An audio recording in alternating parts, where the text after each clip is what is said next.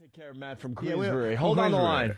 Okay. We'll figure something out. Get his name at least, and Kenny will figure something out. Matt LaFleur. Hey, we have an old friend stopping by. Patrice. No, fuck him. What? Hey. Patrice is a pal. Is he? Is he really? Is he really? Let's be honest. Is he really? It's Poe Let's going talk crazy about with this. paperwork That out is there. true. I was actually hurt that I didn't get invited to that Memorial Day party. I would have went. Shut up, no. I would have. Hello, sir. Wow, that's what I mean. How Chris are you? Jericho. Hey, dude. Looking like an actor or Like something. a businessman. What the fuck are you doing, actor, I don't know what the hell happened. He is beautiful right now. What happened to Chris Jericho? How beautiful Chris looks. I am now Chris Jericho, famous author. So he has to dress the part and Yes, I everything? have to dress. I have a monocle and an ascot and a pipe, and I sit in front of a raging fire reading segments from my novel. Is this a different book than you plugged on the Bronx Bunny?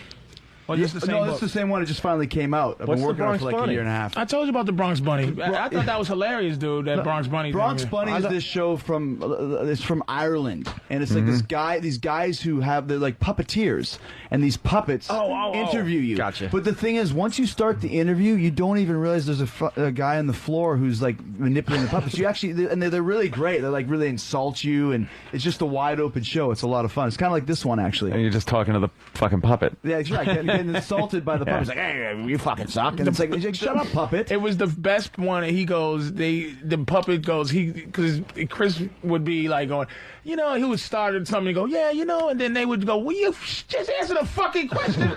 I can't. I just talk for hours. Wait, can we get that audio? I can't just do answer it. the fucking question. I remember this now. Yeah, we've played some segments from that show. Let's find the one that Chris Jericho was on. The Bronx Bunny. It's been a while, man. Where have you It been? has been, man. It's fun to see you guys again. It's funny because we were trying to get through, and they're like, I don't know, new producer, old producer, and I was like, I'm going to call producer. Opie No and Anthony. producer, No it's called. producer. Yeah, we I'm call just it gonna no call you. I'm producer. just going to show up outside the window and go, Opie! Hey, remember me?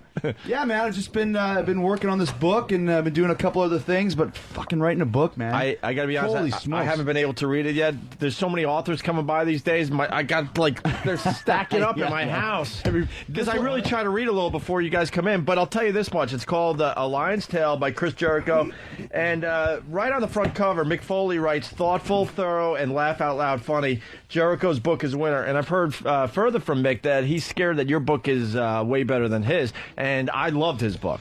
Well, That's the plug I'm giving you today. That's thank all you. I could give you. Well, I think this book's in the same vein as Mick's first one is, and obviously that's kind of the top of the mountain. You want to try and write that because the reason why this book is a lot of fun is it's not just a book written for wrestling fans. It's a book written for people that don't know about wrestling because it's more the story of this dream I had from wanting to be a wrestler at 8 years old, watching wrestling with my grandma in her basement, forced to. Well, I'll slow you down a second. Who did you watch when you were 8? AWA was from Minnesota. Some I of the grew up in guys, Winnipeg. though, So that it was we might know. Hulk Hogan. Okay. When he first started, before he went to WWE, and the guys like Nick Bockwinkel and Baron Von Raschke and all these wacky guys from Minneapolis. And I watched Bugs Bunny at 5, and I watched Hockey Night in Canada at 7, and wrestling was on in the middle. But because my grandma was in charge of the TV, you couldn't change the channel. That's all there was to it. You're watching wrestling. So that's how I got into it right off the bat. And then soon afterwards, I was like, I'm going to do this. I want to be a wrestler. Right. I don't know how I'm going to do it. I'm 8 years old. I'm like a midget. 8 years old. Yeah, So I love exactly. Tom. Yeah. Little nunchuck on a The pole. Child League, which was really underground. Very much so. It was a Fighting sweatshop. kids.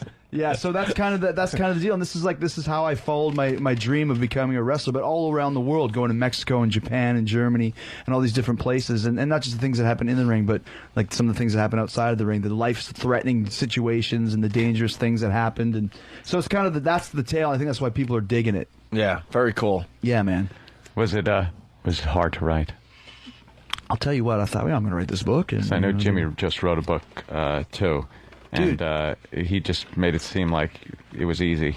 Well, then he's a genius, man, because it took me about 18 months to write this thing, and even crazier was that we had twins last summer, and I have a son too. So my wife would be with the twins. I'd put my son to bed at 10. I'd write from 10 to 3 in the morning, then get up with my son at 7. And that was my schedule for like 18 months. It was like being a radio host or something. You like wrote that. 5 hours a night, man. That's amazing, though, to do that. You have to kind of do that to like just regiment yourself, and I was never able to do that. It's tough, and then I'm such a control freak. I edited it myself. I wrote all the Oh, you copy did? and everything. Took pick the pictures, cool. pick the captions.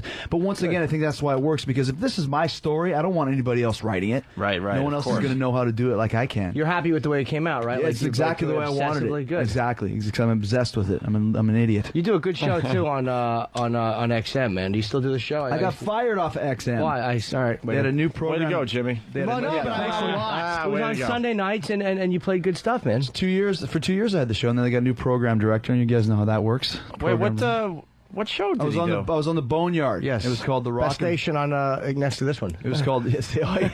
Close, man. And what, you just played whatever you wanted? Yeah, the Rock of Jericho it was called, and I Very did it cool. for 2 years. 2 hours, man. It was fun. But then I had a new program director. What were your favorite hair bands growing up? I was more into the harder stuff. Although like Boneyard's Maiden. more than hair bands. Yeah, that's I not, was, that's I was not more fair, of a, really. a Maiden guy, Iron Maiden, Iron those Maiden? Dio, and those type of guys. How about you, Patrice? What was your favorite hair metal band? I knew a lot of them. Patrice knows white stuff. Yeah. I know he does. I know what you were doing, I'm trying Chris, to get but him he to don't stop have an reading answer for you. You know, trying to stop reading the paper. you know what? That's very fair of you, because I'm doing some asshole shit right now. I'm just the shit you was talking about. It was just bugging me. So let me. I'm just fucking with you. He was reading the paper, man. He was reading the sports I was section. just seeing how many stars they gave American Gangster, and you know what? Patrice has a great way. You know what? You're fucking absolutely right. I was just disgusting. I'm with you now. You have a great way of making people feel insignificant. I'm talking about this is my life. Once upon a time, Yeah, he's really American pouring his 3 soul stars. out. That's bullshit. everybody's figuring out names of books. I'm gonna call it. So he was going through them like, first one is Top Rope. Your favorite hair band, Patrice? Let's go. Favorite hair band? He'll have an answer for you, Chris. I would say,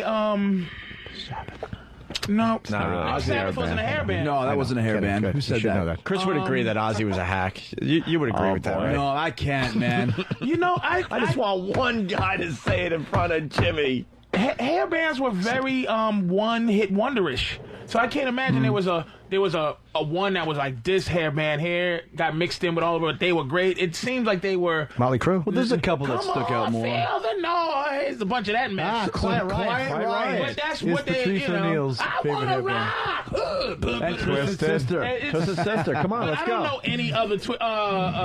Motley Crue. You know Motley Crue. I would you welcome to the jungle? Guns N' Roses. Now, Let's Guns N' go. Roses is hardly a one-hit wonder. Probably the greatest band. Let me ever tell you made. about- Hit wonder maybe. Patrice No, is no, Guns N' the Roses most are- knowledgeable black man on white people I've ever known in my life.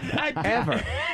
I mean, to have the reference not- point to pull it, but no. I know these. He knows us like one learns their enemy. He doesn't like white stuff. He studies white people so he can hurt us with our own information. The art of war. He uses it against us. That's right. Of course he does. Sun Tzu's out of war.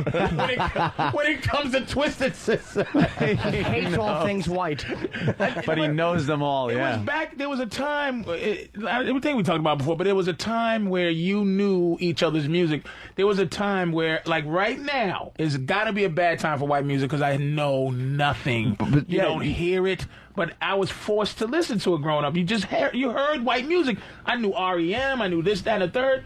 Now I don't know anything, but I knew Twisted Sister. But you're kind of right, though. There's not a lot of new bands that are really that popular that are crossing over. I can't even think of hardly any new bands that I liked recently. White people music is dead right now. I hear You don't like very boring. You don't like music Wolf Mother first. or I like Wolf Mother. I like Avenged Sevenfold. There's a couple bands that are pretty cool. Yeah, 'cause- but it's not like he's saying like it was back in the day when everyone knew who Quiet Riot was, or everyone Let's knew. not forget Yeah. that we're talking to the lead singer of Fozzy here. You know? That's right. Absolutely. Which I, to this day, and this is what I'm saying, if I really was deep entrenched, I would go, I just thought you were doing a wrestling thing. I did not I thought it was a realize- work. Right. I That's just right. didn't realize this was Definitely. a serious Well, thing for you. the first time I ever did O&A was when I first started Fozzy. I was doing like you wouldn't break character. doing like a Spinal Tap Blues Brothers thing where I came in as Moon Goose McQueen, which was my alter ego. We were calling you Mule Juice. Mule Juice, Mule Juice McDick. The first time, like, you guys didn't know who I was. I didn't know who you guys We've come were. a long way, Chris. It was so funny because like you guys were trying to make me break character. I wouldn't do it. You were busting my balls. I was busting your balls. The best thing was, you guys probably remember this, Andrew Dice Clay was there. And Dice he didn't have a clue what was going on. He was like, was this guy a wrestler? Is he a singer? Yeah. And you guys are going, he's a wrestler. And I'm going, I'm a singer. He goes, listen, he says he's a singer. He's a singer. Give him a break. So it was Jericho and Dice versus Opie and Anthony. Yeah. Moon Goose McQueen. What pissed us off, too, because we were huge fans of your wrestling back then, especially, and we're like, fuck this stupid music thing. We want to talk to Chris Jericho, the wrestler. Just how insane was I at the time? Because the Fozzy thing did take off, and it became, this thing for a while. Yeah, there was so much going on with your character at the time. We wanted to kind of talk about that, and you wouldn't even fucking break character. I was being so pretentious. Oh, you were. To do it. We used to make fun of your Pebbles hairdo and everything. Everything, man. It's so funny though. Now we're like buds, but that's what a way to my start. God, you got us so pissed off. We actually were calling your hairdo a cum fountain. You guys were so mad at me. Yeah, that was so funny. And can I ask you? that was awful. You was a heel during the time of Fozzy, right? And so would you be, since it was a serious thing, was you upset when the crowd would boo you, like, because you was a heel, but you was actually doing your good music, and they like fucked Chris Jericho at the time? It was tough because when we first started, like I was just a total schizo thing. I was doing the Andy Kaufman, Tony Clifton. Like I was not Chris Jericho. I was Moon Goose. I came from Japan. Chris Jericho was a fan of mine. And it was a couple times we played live, and people would start to boo. And at the time, it was cool. Like, this is great. And then after a while, like, man, we really fucked ourselves because people booed this as like a heel thing. That's a good question. That's what I'm saying. And then when we took it more of a serious thing, people didn't know if it was real, is it bullshit. So it was kind of a weird place because at first it was just a fun thing. We did it just for fun, and then we started getting really good. And then we said, well, we should try and take this a little bit further. But because we started in such a weird way, it was hard to kind of break out of that. But we finally ended up doing that, like you said. So. Now you're doing the WWE, like I see a lot of stuff when the WWE guys branch off into different areas. Like I seen Condemned. Condemned was pretty good, by the way, with Steve Austin. I enjoyed that movie. You know, Oh, did he really? I liked the movie. That was the he was a convict on an island or whatever. And I thought he had that to it was survive. pretty damn good, and he didn't overdo it. But like, are you doing your stuff now with all this WWE thing attached? Like, can you be just Chris Jericho by yourself? Or no? He hasn't wrestled in a while, but there's a heavy rumor that he's going back. He ain't to going back. WWE. This dude is He's an going actor. back. See his muscles, see his arms. He's lost weight. No. He's in shape. He's regular guy in shape now. Do you see The Rock now? He's regular guy. He's skinny big. guy. He's not wrestling big anymore. He's regular in shape. Normal guy big now, and he's not going back to no fucking wrestling. Well, even if you did, it's all about personality, and a lot of guys have forgotten that nowadays. Now, you guys know that Patrice actually worked in the WWE. He used to write. He used to write there for how long? Like a month or a month. I got fired. Seriously, I'm not even joking. Let me tell you something. When you're in that thing, it's like you got to be in it, and I just wasn't in it, and I just had to get fired. But I loved it. But my thing is when I did Vince McMahon fire you personally? The angry Vince? Stephanie did. He didn't go, you're Stephanie. fired. You're fired. And she fired Patrice, I'd like to see you in my office. She fired me 8 times. You stink. You know, I've been going through some of your writing, and it stinks. Let me tell you something. You know how you're proud of something? I'm gonna write my own material. I got a little sketch I want to run past you right about now. How about this one? You write me something, I think it sucks ass, and you're fine. You like that sketch? Do you like it? I told you guys that I've only blinked slow at 3 dudes in my life. Like where I'm just like blink slow. You're holding back the tears. It was just, what's that music? Awestruck. It just little bird. And he was one, and because it was just his aura was magnificent. Yeah, he is. And quite none of the wrestlers personality. I had that. Like when I was doing it, I met the wrestlers. Like, hey, what's happening? Like, Test is as big of a human being as you could see. But you just go, hey, how you doing? This is how you doing. And at that time, I didn't meet him at the time, but he was one of the big heavies. He's like one of the guys that could ride in a jet. From where they going to the next day, and then everybody else had to take the bus use a skateboard or fucking be on a train. We didn't associate he was a plane guy. We didn't associate with the lowly writers. They sat in the front, and the writers were in the back where the plane is. You were on Vince's plane and all that. The writers go with Vince. Wow. The writers stay with Vince. The writers don't get there on their own because they got to write the shows. And the thing that was great about And you Vince, got 10 wrestlers in a van piling in, trying to but go from arena to arena. It would be him. But you were one of the guys that got the Undertaker, Stone Cold, The Rock, and maybe now Mick Foley? Rey Mysterio might be on. But the guy with the pituitary gland thing, he's not on. The giant Indian who should just be removed from wrestling. The pituitary. That's his gimmick. Ladies and gentlemen, weighing 500 pounds, the pituitary gland. Where he has Rey Mysterio's legs and Kane's body, Kane's upper torso. They've been trying to get the new Andre the Giant for years. Whatever. And the Giant, But they can't Big get it figured Show out. was him. But I don't know what happened. But Big Show was him. Big Show is definitely the new Andre the Giant, for a second. Wait, you were a guy that was the headliner for wrestling. You told me about him. Is he still the same dude? He was like a young guy. Little white dude. He's the guy. He's like, Now, why has he got to be a he's white the dude? guy. Because he is. He's not a little black dude. Can't just be a dude? Yeah, No, the little dude. I'm tired You of gotta white people describe trying him to like make that? things colorless. Because you can't say nigger no more. I can still be Well, racial. hey, and you I'm can gonna. say it, we I can't. said yes, indeedy. Yes, indeed. I like to use race to describe things. So do we. We're just not allowed anymore. Yes, About we our can't do balls that. cut off. Right. So you'd be in the plane writing, and the big stars would be in the front of the plane. It would be going from arena It to wasn't arena. him, but I knew who the guys was. It would be Triple H without a question. And I think the pecking order is probably Triple H is at the top of the pile because he's married to his daughter for one. And he's just, the dude. But Undertaker very close. Jericho was very close. Stone Cold very close in terms of because they would work every goddamn day. But then it would be like, I would say 7 guys that can get on the plane with Vince and be comfortable. That weren't like, it was who else would you say? I didn't miss got 'em all. anybody. No, you got 'em all. Yeah, it's all of them. And the That's rest about is it. Right. Are they nervous around Vince? Because I don't know. not dudes like him. Dudes who can talk are not nervous around Vince. Dudes who can do a shoot interview, the Kurt Angles, the guys No, what who it is, can talk. it's just, it's like you said, it's a very intimidating presence when you first start out until you have that confidence and have a little bit of leverage. I mean, still, of course, you're still scared of him. He's your boss. I mean, sometimes you want to kill him, but it's one of those things after a while you just got to treat him like a normal guy or else he's got so many yes men surrounding him. He's sick of yes men. So you got to sometimes just tell him, I listen, didn't get a harumph out of you. This coffee is too cold. Yes, boss. Yes, boss. Thank you, sir. What about me, boss? Bad idea. Good idea. About me, boss? Hey, guys. So that's kind of the deal with that. And you asked me before about if I could write this book within the WWE world.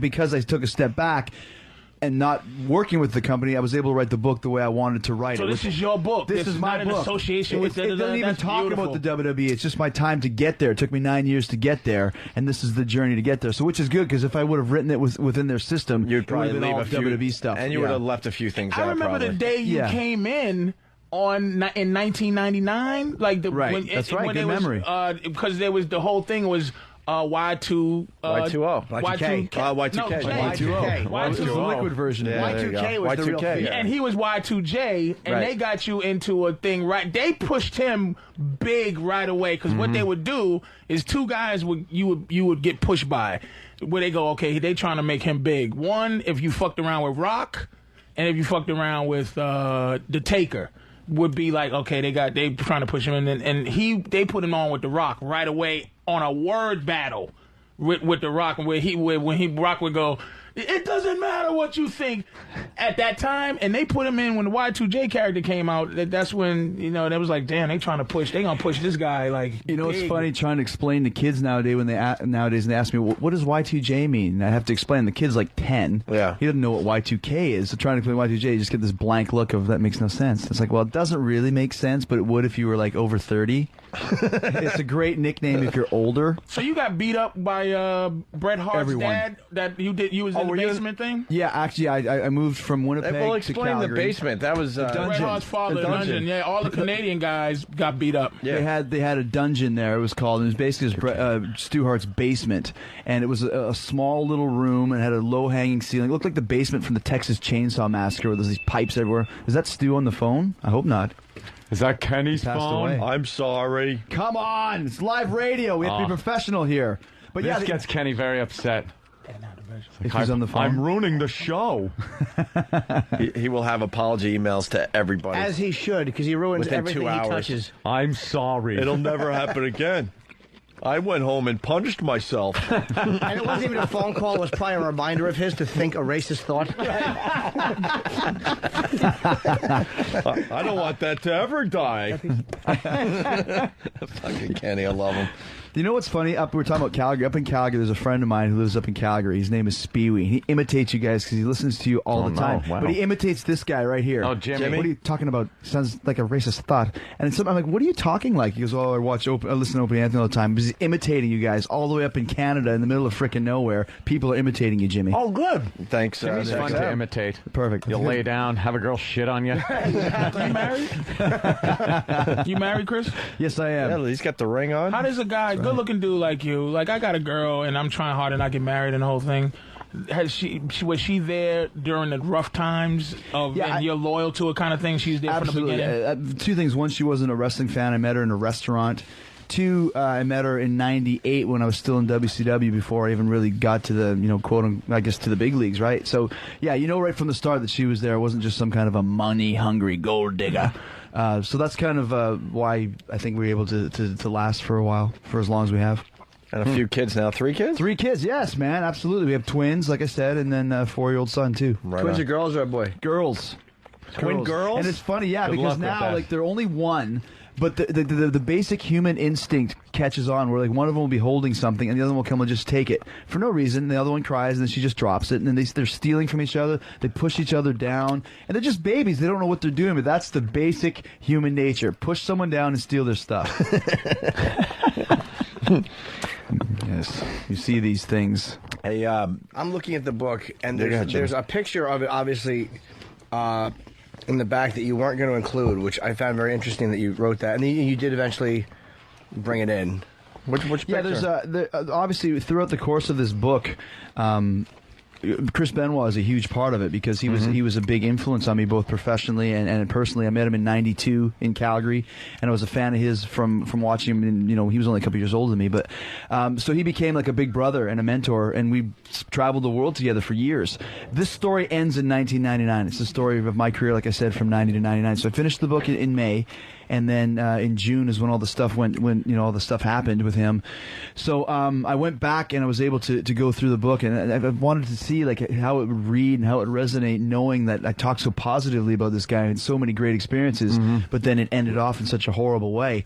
So there was a picture of him and his wife and myself and Stu Hart at Owen Hart's funeral, Stu's son. And I was going to take the picture out, but then I thought to take it out would be to suggest that they never existed, and they did exist, and this time frame happened. So I left it in there. I thought, it'd be like, having something with the Twin Towers and editing it out. Like, Right. Just because it ended in a bad way still doesn't mean it didn't exist. So what I did do is I wrote a foreword that just said, this is the guy that I knew between these years, because it'd be like a big black cloud hanging over this book. It's a very funny, humorous, comedic, positive story.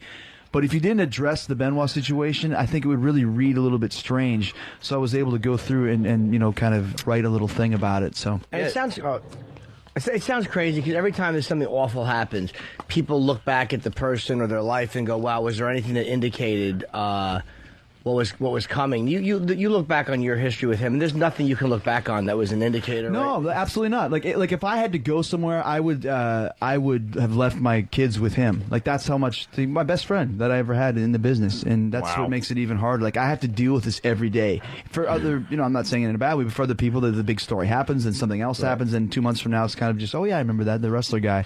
For me, it's like every day of my life, I have to deal with it and try and figure out, What do you think it was? I mean, was dude, you can't just think. a moment of rage? I mean, we'll never know. We're not wired to think that way. I mean, if you get that insane or mental problem, or it could be demon possession for all I know. I have no idea. There were never signs? Never. Nothing. So just, it's something we gotta deal with. So. And he was he really helped out your career over the years. Totally. Man. You guys were really close. Professionally and personally. You were close with Eddie Guerrero, too, right? Yeah, very and much he's now so. gone as well. Actually, dedicated the book to Eddie Right. way early on. That one was maybe even harder in a different way because it was such a surprise and such a shock. And Eddie was such a sweet guy, man, just a good dude. And had a lot of great times with him. Just the thing about the book, I mean, I wrote a thing in the back of all the guys that are in the book that actually aren't around to check it out. There's Owen Hart, Brian Pillman. I mean, there's tons of guys. Wrestling, it kind of gets glossed over unless something bad happens. No one ever really hears much about the positive side of it. But it's such a difficult job because there's only a handful of people in the world that can do it at a high level. But there's millions of fans that want to see it everywhere, worldwide.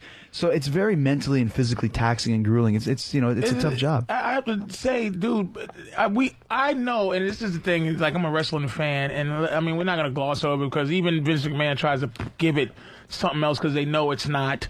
A 200-pound man punching another 200-pound man in the face is death.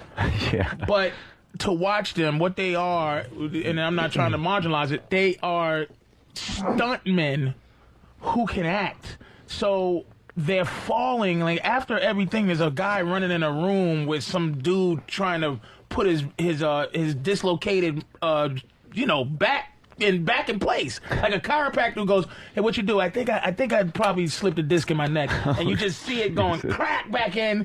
All right, tomorrow when you're on the bus, you got to do it again. But you give them a piece of paper that you wrote words on, and they fucking just go, all right, they read it. Hey, let me tell you something, motherfucker. I'm gonna knock your head off. And then they flying through the air on tables and shit.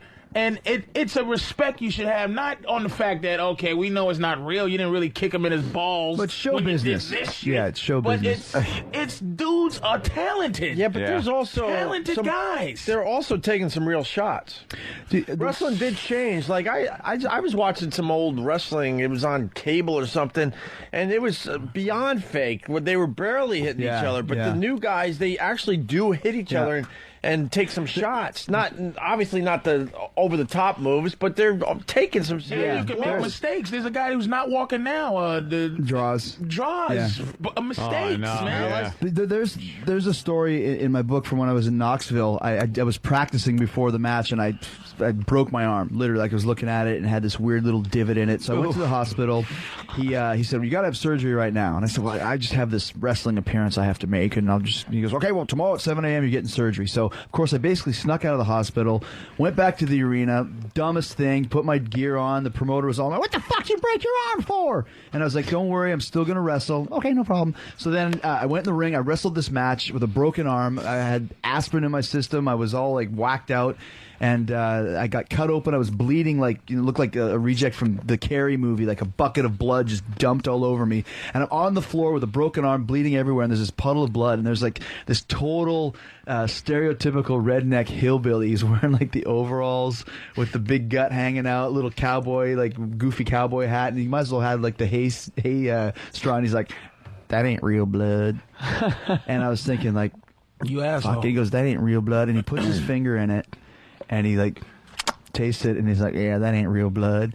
And first, I'm like, "How gross are you? Like, how does my DNA taste?" And second of all, how can it not be real blood? I have no shirt on. What, I have a magical pump in my pants? I got a magical pump in my pants, all right. But it's like, is this blood just coming from nowhere? But I mean, that's kind of some of the stuff that you go through. But I just love that guy just licking the blood, like, that ain't real blood. I know what real blood tastes like. Yeah. Isn't anybody you fucking hate in the business, man?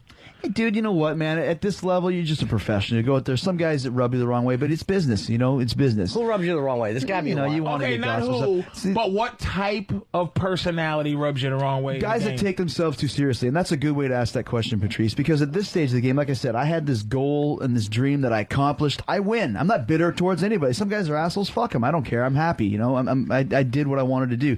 But guys that take themselves too seriously, especially on this job, because this is show business and it's comedy, man. Like, just you got to have fun with it and then enjoy yourself. And it's not real. Do you hit him a little extra hard? Well, not here, but overseas. Like when I first started going over to Japan, for example, being a foreign guy, they don't like having the foreign guys over there as much. At least they didn't used to in the early '90s. So it would be a little bit more of a fight. The first match I ever had in Japan, I wrestled this guy called Ueda, and he was a kickboxer who actually wore boxing gloves in the ring. And this was before there was MMA. It was kind of this weird mixed martial arts wrestling company. And this dude came came in, man, and he wasn't pulling anything. He was kicking me and punching me. Like, I could see it in his eyes. You know, who's this little fucking foreign guy? So, you know what? He nailed me so hard, and I was just getting the crap kicked out of me, and there was no rules in this company. It was called FMW. So I just went to the floor and I grabbed a chair and I went back in the ring, and he'd turned his back on the pretty boy, and I hit him in the head as hard as I could. With the chair? With the chair. I was like, fuck this. And man, you could just see him. He just like wilted and just fell down. And after that, he was very nice, very, very easy to work with afterwards. But you know, you just kind of had to get yourself some space and get a little respect. The same thing in Mexico too. The foreign guys come in, they didn't like it. It was a little bit more of a shoot until they knew that you could actually work together. And then the point of the business is to work together. It's like improv comedy. You want to work together to put on the best show, and the more you put the other guy over, the better it is for everybody. As the guy's about to hit you with a chair, someone yells, "Freeze!" Exactly, freeze. Now you hit me with a rubber chicken. I hate being such a giddy wrestling fan. It just bothers me, but I just love it. I just love. Where do where do you guys hide the razor blades? I've always wanted to know that. It's a magician's secret. A lot of guys have different places to put it, but it's an art form, man, because they could get in the way and cut you when you don't want to be cut. I'm sure that's happened. I always want to know that question. I think I know, actually. They put it like on the thigh, like the scrotum covers it on the thigh, and they actually right in there. If you cut your horn off, that's just part of the business, man. That's just the way it goes. But your forehead looks okay. You don't have the Dusty Rhodes head. Yeah, well, that was more of a step. When him and Abdullah the Butcher used just the road butter knives. The road map on the foreheads. Dusty, it's just hard to look at it. Yeah. Some of the guys just took, They weren't careful. What am I trying to say? They weren't careful. That's there was guys in Mexico because they wear masks there. They're all like cultural superheroes, like comic book heroes. Their chins would be totally scarred up, like they had a beard of scars because only their mouths are showing, so they couldn't do it under the mask. They would do their chin instead. So like these guys, like totally normal face with like this horrible goatee of scars.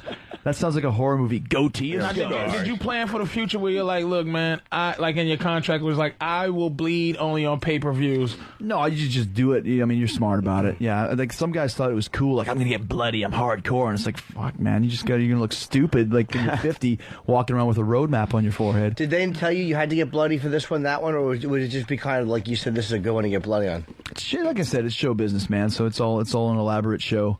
You know, like I said, that's the most important thing. It's like a Shakespearean morality play for the modern era. There's a good guy, there's a bad guy, there's a confrontation, there's a denouement, and there's a finish, and then that's kind of, if Shakespeare was alive today, he'd be writing wrestling shows. Do you have a favorite match ever?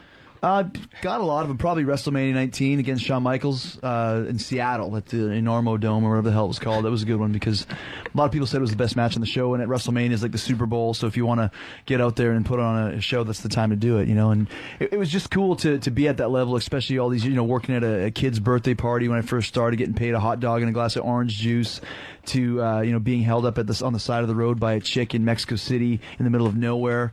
I picked her up. She was going to take me to a party. Her and her brother. Held up like Rob? Yeah, Rob. Banditos. She was going to take me to a party. So we're driving. Yeah, it wasn't sexy. We're driving to this party, and her and I are making out in the back, and it's like, this is great. This is gonna be a party, and this girl's hot. And I noticed it's getting more and more desolate until we're finally like in the middle of nowhere. Like, dude, there's nothing.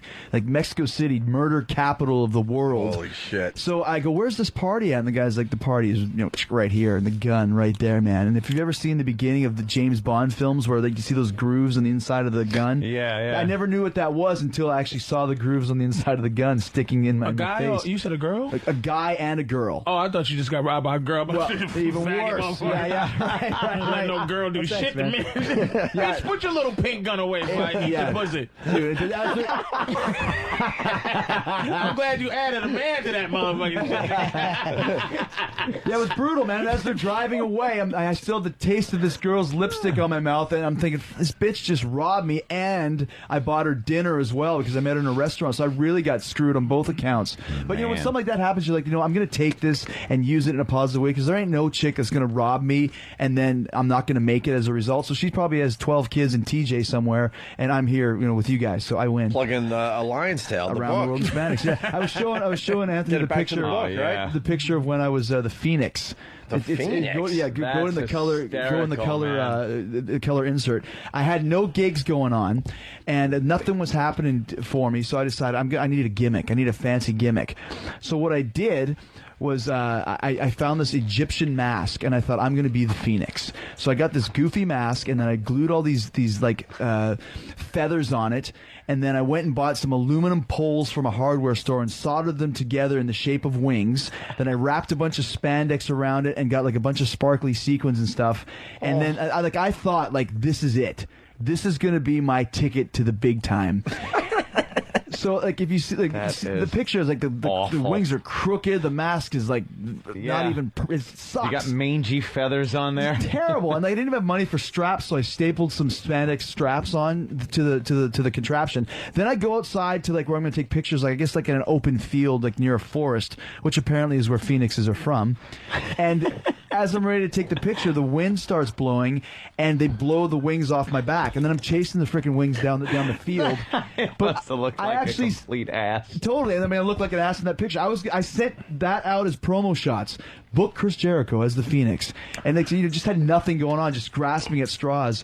So to finally continue to take each step to get to where I got to, it was a long process, man, and an embarrassing one at that. Man, yeah. You're also dressed as a liger. Super Liger. Oh my God, Super Liger. Super Liger. There's a guy in Japan who's How'd you ever make it? How did you ever make it? That's what I ask myself that every day. I do think that about myself with radio and stuff sometimes. Sometimes, yeah, you look back like, or hear some of your old shows and go, what was I fucking what the thinking? hell was I doing? I see a picture of you as the Super Liger. You want to explain this one? It can't be a This clear is album. 1997 in Japan. Tokyo Dome. Yeah. Wow. Okay. Jushin Liger is a legendary guy there. He wears an outfit like that, and it's one of those things in Japan. People are very. It's a weird culture because something like Liger is very popular. He has horns and is a very big mask. So they're going to bring me into New Japan, which is the big company like the WWE of Japan, to be his evil doppelganger, the Super Liger. So I had the same outfit that he had. Now, I've never wrestled in New Japan. I wrestled in Japan a lot, but I always wanted to go there. I was so excited. And the first match I had was in the Tokyo Dome, 75,000 people, huge match, Super Liger. It'd be like being, Bulk Hogan, Hogan's evil twin or something like that level of a star. Bulk Hogan. Yeah, Bulk Hogan. So I show up there, and they give me this costume the night before the show, and it's literally like a hard spandex wetsuit. Like I can't really move, but I'm like, okay, I'll just do my best.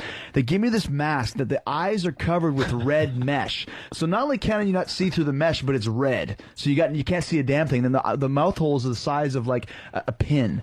So you can't breathe either, and you can't see. So then I go to the Tokyo Dome, and the first thing I notice is that all the lights above the ring are red. I have red mesh over my eyes. All I'm seeing is red. It's like a red blur for what I can see. I had like the stinker. We call them abortions in wrestling. It was an abortion. It was the worst match ever.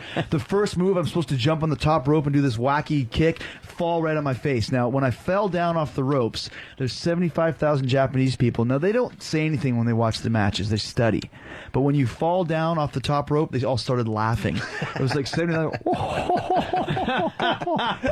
Super Raga suck. And it's just like, oh my God, this is terrible. And I can't move. And I feel like I'm like walking in cement. And the mask is just horrible match. Bombed huge. One of the worst, most embarrassing experiences I've ever had. Go to the back room. I'm supposed to come back the next month as Super Liger for a big 3-week tour. As I take the costume off, they're putting it in a bag. Yeah, you want and I go, what are you doing? Yeah, we're keeping it for safekeeping, please. So that was it. I was done. I bombed huge. Liger was furious because it was his legacy. And the next month I came back as Jericho because I'd already been booked, but they didn't want me to be Super Liger. But that was it. I was losing to everybody. Finally had a match, had a great match, finally.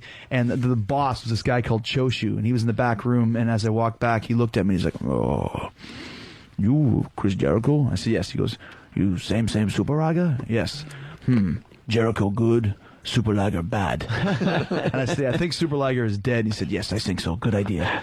So it was the debut and the retirement of Super Liger on the same night. That's hilarious. I mean, God bless you. You were trying all sorts of different things. Whatever you could do, man. Like I said, yeah, make nothing, your mark. Well, that's the thing. And you guys know, being in show business, any form of it, you got to pick up the phone and call people. No one's going to call you. Right. And Opie, excuse me, if you don't think that he's going to be an actor, look at the front cover of that book. Look at the bottom right thing where he looks like Barry Bonds, and look at his little skinny body now.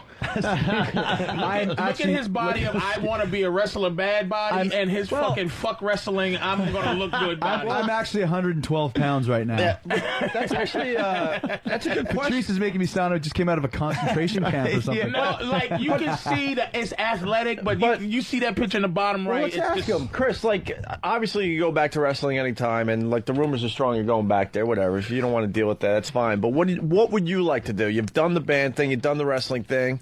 Well, I mean, if it was up to you, you're now an author. Do you want to be an actor? Yeah, I've done some stuff. I was in Android Apocalypse. It won the Oscar for best movie a couple years ago. I did a couple movies, which are cool. I mean, I enjoyed that experience. It's like anything else, though. You got to. I mean, obviously, unless you're like The Rock and strike it big, make really some of that huge. rock money. Well, and that's a rare thing, to get that big so quickly. You got to work your way up. And I've done some stuff. I did a couple plays last year, which was a lot of fun. I worked with the Groundlings for a year. Did shows with them, which is a great comedy troupe. Will Ferrell was a Groundling, and Phil Hartman was a Harmon, Groundling. I think too. They put out a lot of really fucking funny Lisa people. Kudrow, Shara Terry, Kristen Wiig.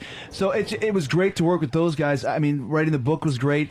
For me, I needed a break from wrestling, man. I was burned out mentally after 15 years wrestling. But the thing is, it's also wrestling a show business boot camp. You learn a little bit about everything. It really helps you to train for all types of show business. So I could go back to wrestling, and I would go back to wrestling on my own terms, have some fun, because it really is an open book. It's an open canvas to go out there and do what you want to do. Don't make us bring Sam in here. Would you do TNA? Hold on. What's going on? Sam, what do you know about Chris Jericho? You mean as far as him returning? Yeah. Well, He's a huge wrestling fan. the Save Us 222 promos that have been running for like a month and a half. A lot of people think that it's got to be the return of Chris Jericho. We got to call you out a little bit, Chris. Come on. I think Sam's got one. They're very reminiscent of the Millennium Countdown that counted down to the life in 1999. What is the 222? And nobody really knows for sure. That's it. We're watching on YouTube Maybe right now. February It's the first 22nd. time I've ever seen this. Oh, you haven't seen this, huh, Chris? No, I don't know anything about this. They run these spots on all of their shows. Wait a minute, Sam. I'm trying to see where this fucking tags into Chris Jericho. It's exactly like the old ones Yes, from back in 1999. But like he said, no one, like, it might be for some other dude, Computer Man. Some fucking guy. Like, why is this? Why would he bring himself back like that? It's the 2.0 version. That's a gimmick. Computer Man. He's a laptop in the corner. Yeah, like I said, I would go back to wrestling on my terms. I wouldn't give up any of the stuff I've been doing. You don't want to blow up your big announcement. I swear. Sam, give us more. Tell us, Make him Sam. This is uncomfortable. not convincing. Hold You on. gotta say, come on, Sam's man. good, though. I'm Sam just saying, knows this shit. Make him more uncomfortable. And stop trying to be coy. Just say what you fucking Hold gotta on, say, move the man. mic away from your face. I'm going to study you as. Go ahead, Sam. Tell people what you know. If it's not Chris Jericho's return, then every single internet wrestling fan is going to be extremely disappointed. Aside from that, on Lance Storm's website, who's another wrestling friend of Chris Jericho, Lance Storm said that it was Chris Jericho already. Why don't you throw us a bone? You know, all these See, wrestlers. here's the thing. You know what he did? Here's You the know thing. why? Wait. He just drank the water. He took a nervous sip. He just took the nervous You sip. liar! I saw that. He took I saw a that. fucking nervous sip. He's nervously sipping water. Damn. I don't want to do it because Sam was. You want to kick And his he's ass? looking at Sam like, I'm going to of course not. rusty-haired Negro up. The thing is, I mean, how great of Who is this albino giving away my information? Fucking Aborigines. All the sites listen to us. So you might as well do the big announcement hiding right here. anything. It's funny. The point is, how good of a deal is this for me to get all of this free publicity? Because people are getting mad at me now. You were supposed to be back on Raw last week. You were supposed to be the pay-per-view. I paid my money. It's like, dude, I never said I was going to be back. And even if I was coming back, I wouldn't say anything. I'm a magician. You have secrets. You have things you want to do. He is drinking. I think nowadays I have muscle milk. If I drink one of these, it's going to suddenly make me get big It's again. just for protein. That's nothing. of course. But that's one of those things. I think nowadays people know everything so quickly. You know, they can go on the internet and everybody finds stuff out so quickly. When I was a wrestling fan, I didn't know shit. All I knew was what I saw on TV, and that was the magic of it. Now there's spoilers and speculation. Shit. So, I bet you are, of course, Sam. man. Thanks, No, Sam. but that's one of those things. I guess we're not going to be surprised anymore. But the thing is, everyone thinks they know, but no one really knows for sure. And that's the way it should be. It's like going to a movie. I haven't seen Saw 4 yet. I don't want to know what happens. I want to see it as it unfolds on the screen. This is the political turn. He's good at it. I'm very good at it. Sam's right. He was I'm dead. very good at it. He was dead the whole movie. Sam's probably got more. No, You son of a bitch! You probably got more clues. Oh wait, Sam's got more clues. I was looking through your garbage and you wrote somebody. Wait till you see this 222 thing I'm doing. No. Go ahead, Sam. It's going to fool everybody. Sam, I don't know anything else. I just know what I read. I don't like spoiling things either. Yeah. I like wrestling for the magic of wrestling. For the show business aspect, show right? business. Sam, Exactly. hello, So it's do I. Vince McMahon. You know, I heard you on the radio today, blowing up our spot. We're trying to keep it secret, and you're being a blabbermouth. I want to hire you just so I can fire you. Pal. It's not my information. You're fired. Chris, just so you know a little more, WWE sent him a real belt A for his champion birthday. belt, yeah. The real one. Really? Why is that? With the 'Cause I- spinning thing and Because everything. he's such a huge fan. I Are keep you sick or? talking about wrestling on the radio. Make-A-Wish Foundation. That's what they did. Yeah. That's why he's talking so much. He has some little white Negro dementia that won't allow him to shut the fuck up. He doesn't have much. He doesn't have much time left. He wants to get it all out while he can. I feel him. Damn, that nervous sip fucked me up right there. I was following Chris until he took a goddamn sip. Nervous. You're like Andrew Dice Clay years ago with the Fozzie gimmick. We were letting you be, but then it's getting all right. Enough. No, honestly, I mean, everybody's asking about it. Everyone's talking about it. I've been doing this book tour for the last week and a half, and everybody wants to know. But that's the good thing about it, man. It's the speculation of it. People are thinking. It's a surprise. It's anticipation. So Stop looking at it now. Trying to look for clues in there. I know. see, everyone. It's like Paul is dead of wrestling. People are finding clues, Little clues. like I am the walrus type stuff. But you walk out with your book. It's going to be That's perfect. right. Hit some people over the head with it. Hey, Amen. can you sign Sam's chair? Of course I can. Is that from a match? No, that's not from a match. I went to a convention like 3 years ago and decided to bring a chair, and since then I've been bringing it to... Getting it signed. No, seriously, how did you get the belt, and why? And why did they send you a belt? They just sent it to me because I talk about wrestling on the show all the time, and I think they just enjoy So the they're help publicity. He was the only one that stood by the gimmick, the Vince getting blown up in the limo gimmick. like we went through the videotape and we're just saying, like, Sam, look, you could see that there's investigators on scene, and like he was selling it better than anybody. All right, so he's special. and Yes, for the- he's special. That's why I got the belt. With the fake leg that I get falls it out of now. the limo just before it blows up. Very subtly, but very purposely placed. The leg comes out, the leg goes in. The It leg was comes out. hysterical. And then it said the FBI was investigating, but then when the FBI said, hey, we got nothing to do with this, they came up with what?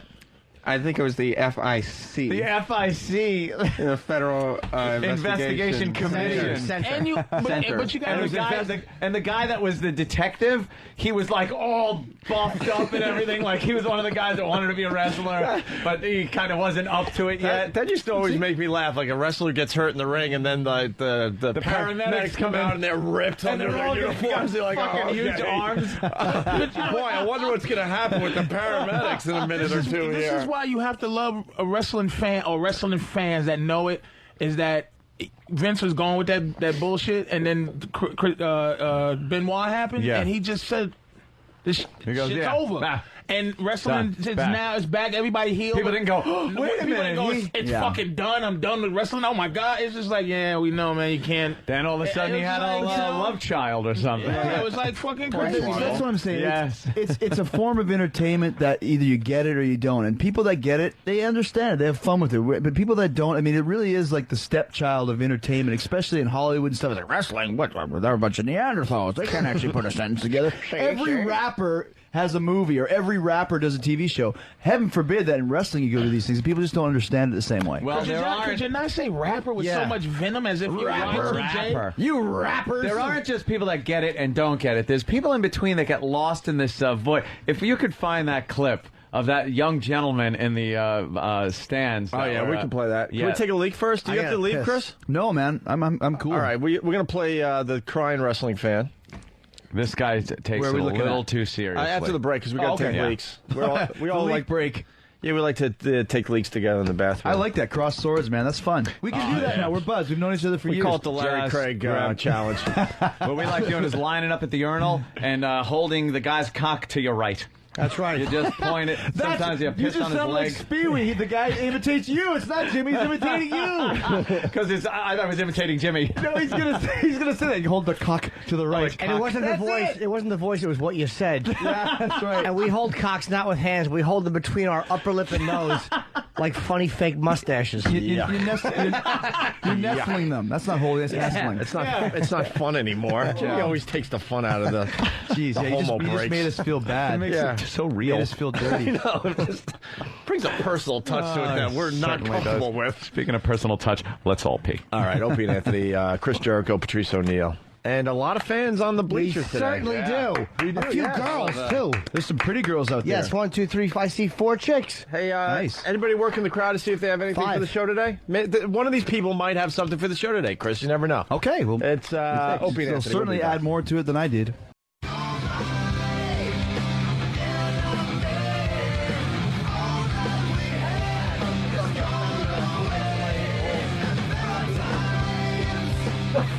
Is that a Chinese thing?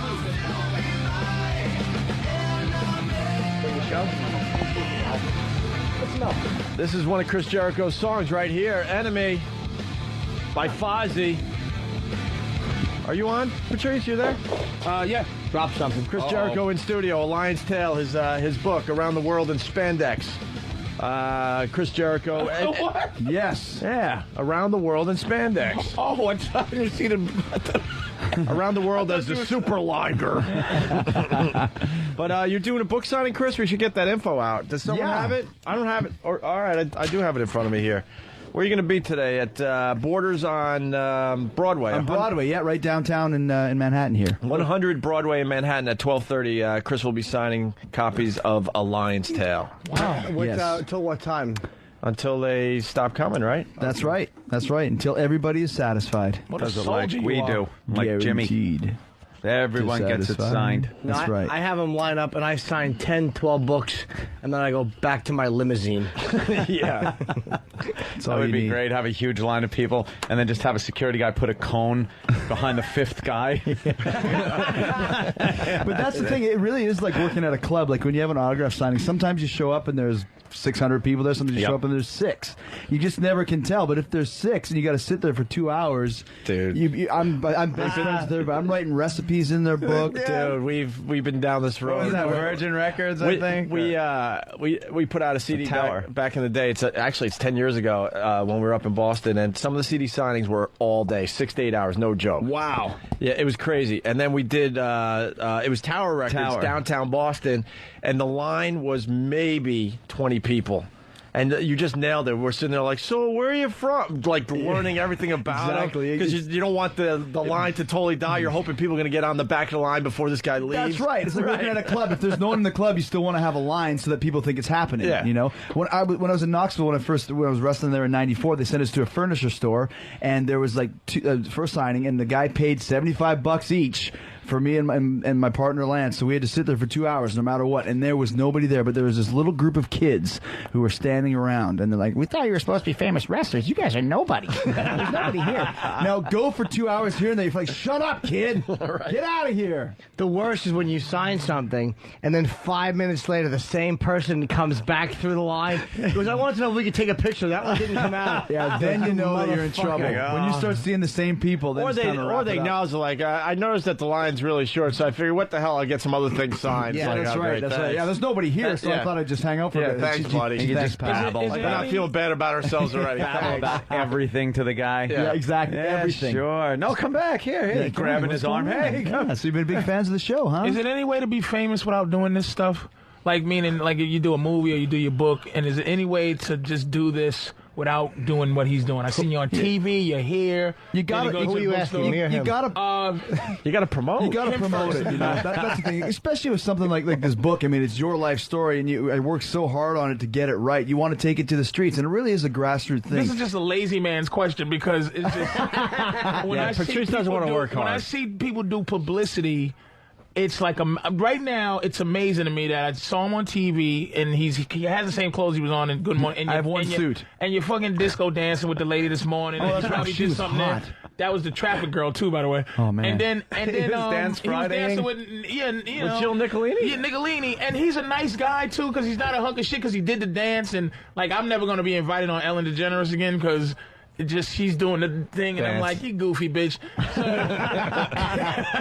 They never invited on anything again. so I'm just wondering, is there any way to just do something and drop it, and then they go, hey, man, he got a book out, and you just go, fuck all day signing, get out of here, I can sleep. If you're like A+ on the list, like 50 Cent or Kanye or somebody like that, you probably don't have to. But when you're guys at my level, living on the F list, you got to do what you can to get out there and make it work. Stephen King probably doesn't have to, but they all Patrice do. is looking at me like, yeah, they come do. on, man. Stop your bullshit, man. Wrestling fans is like you know what else to do though? I mean, this sounds kind of really like sucking up, but I like meeting the fans. It's fun. I mean, you guys probably have the same thing because you're on the other side of the mic and the other side of the street. It's fun to meet up. Well, some of them are rude. The fucking ones with tits, I like meeting. Don't you notice that some people are just rude and people just don't have manners? Yeah. You notice that they come up and go, listen, I don't watch the shit and I don't even really know who you are, but will you sign this? Well, gee, thanks. Let me do you a favor for just sticking it to me. Best one. Yeah. It's like, dude,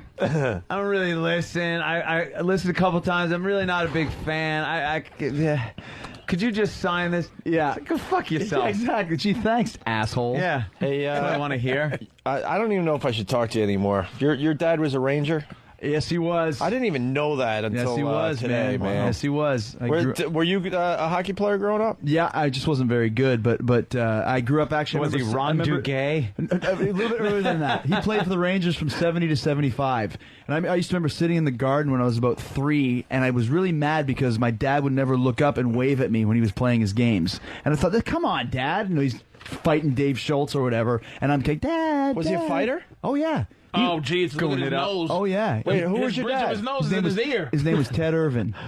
I didn't know that. Oh, yeah, Jesus, but he not was only a tough that, guy. but he also scored, too. He used to get 20 goals a year. He was like one of the original power forwards. Had he come around 10 years later, he would have made millions. Are you a fan of any other sport? No. Water polo. But no basketball. See, I want to know basketball. Yes, like you're a basketball fan, right? Like it's acting like I'm a sports. Yeah, I guess I'm trying to find out in sports terms of like say basketball, football. Was your father Peyton Manning or was he a lineman? No, he wasn't Peyton Manning. I'm trying to put. How many years did he play? He played 10 years. Oh, he had a pretty solid career. Right there. What's the dude's name? What's Rondé's brother? Tiki Barber? Not at that level, but kind of someone that's that. He's like Rondé's. He's Rondé. Rondé. People know the name.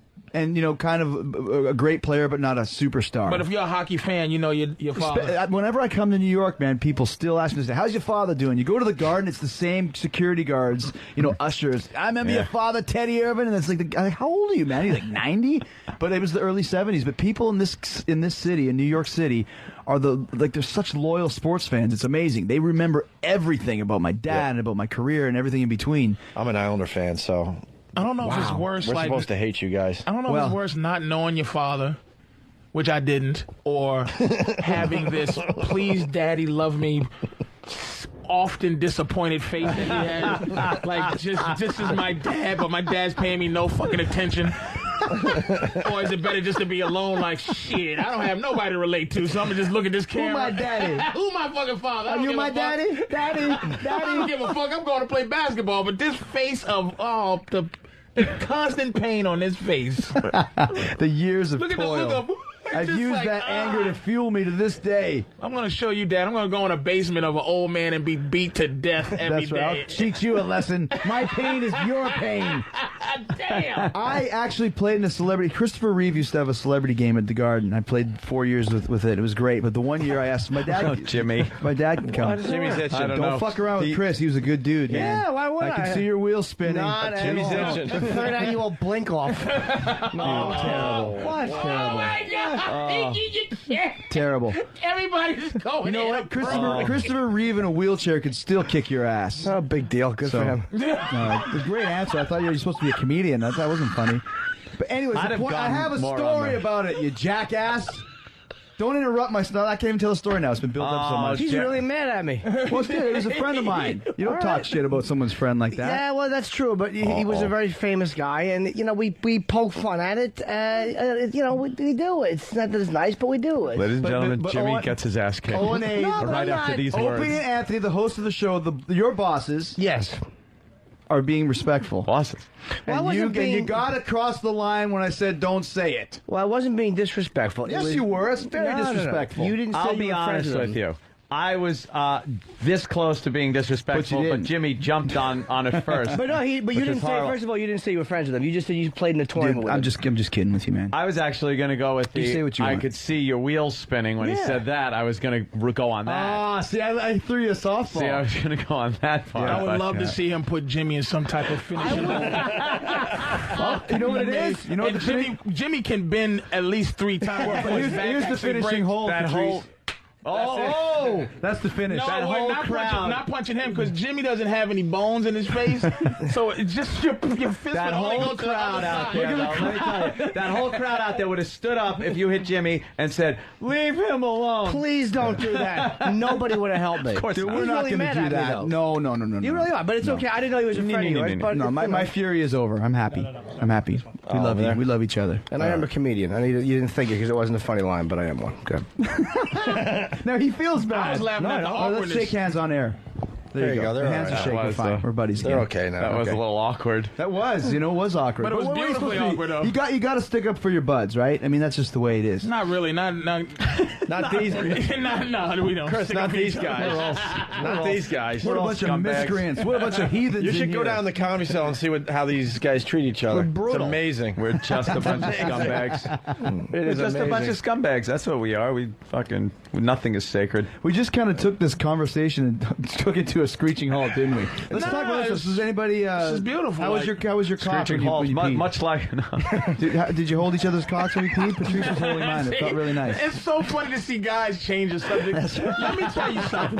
Let me explain something about the word inappropriate in men should not fucking exist. Only look, you go out there, you might make a mistake where it's like it's personal to you, and I understand, but it's like inappropriate. You can't have it. The only time you should be inappropriate, the word used by a man, is like you ever had to shit.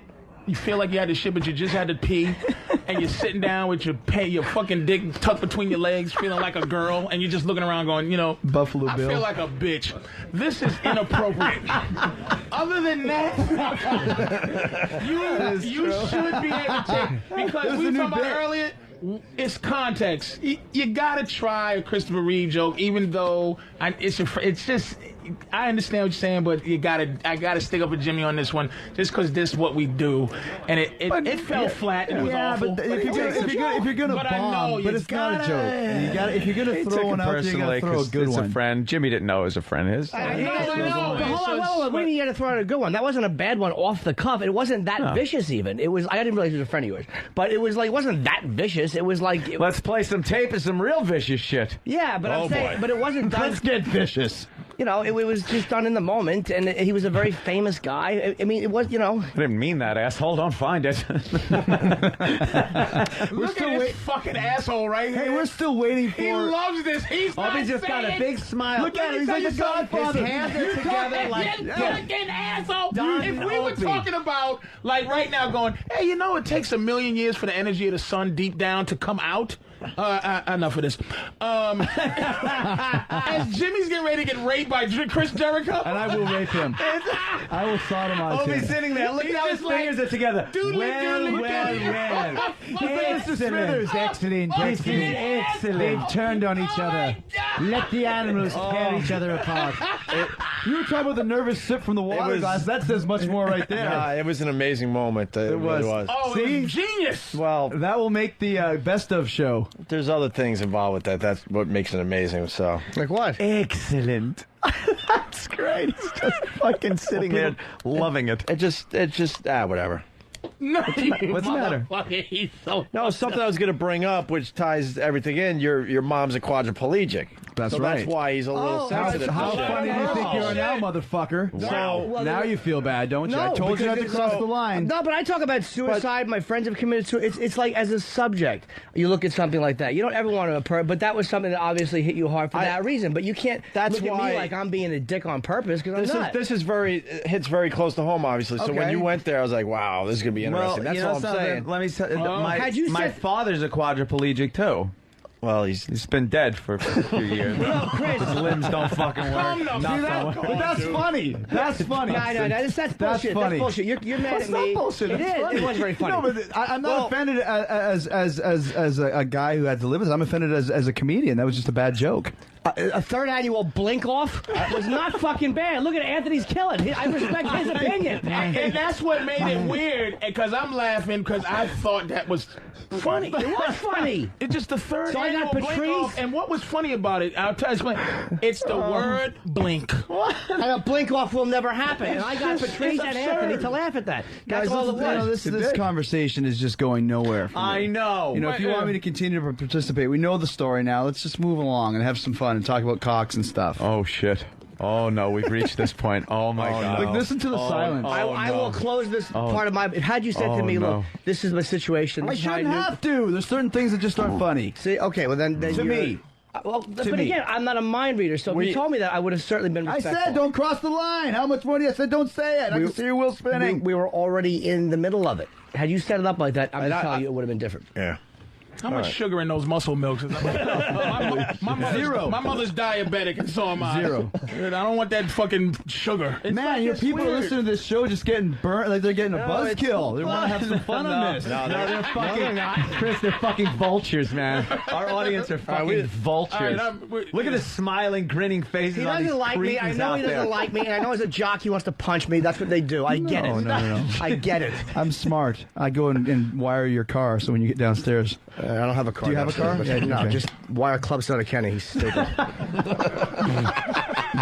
Wire him Oh, to good. All right, I got the approval of the crowd. All right. I hope he punches you in the mouth so they get some type of meat to them.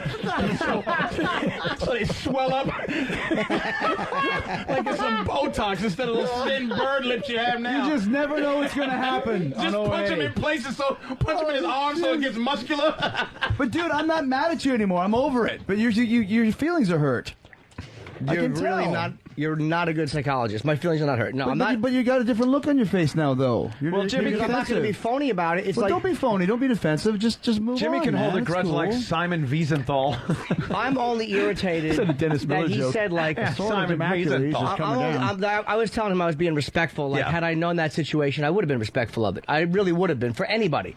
But what he's saying, but I told you not to. Like, that's what's bugging me. Is he's like, hey, I instructed you not to, and you should have known. That's And you on should my have just followed words. his instructions. He That's told what you. Now bugs me. fucking So now shut you want up. to continue this? Now you're bugged now? No, you're asking me No, why I'm am telling I you we're quiet? over it, man. You want to continue arguing about it and disrupt the show? Because I'll argue all day if you You want. just said to me, I was done with it, and you just said to me, now my feelings are hurt, and I'm explaining that they're not hurt. Okay, well then it's over. It's cool.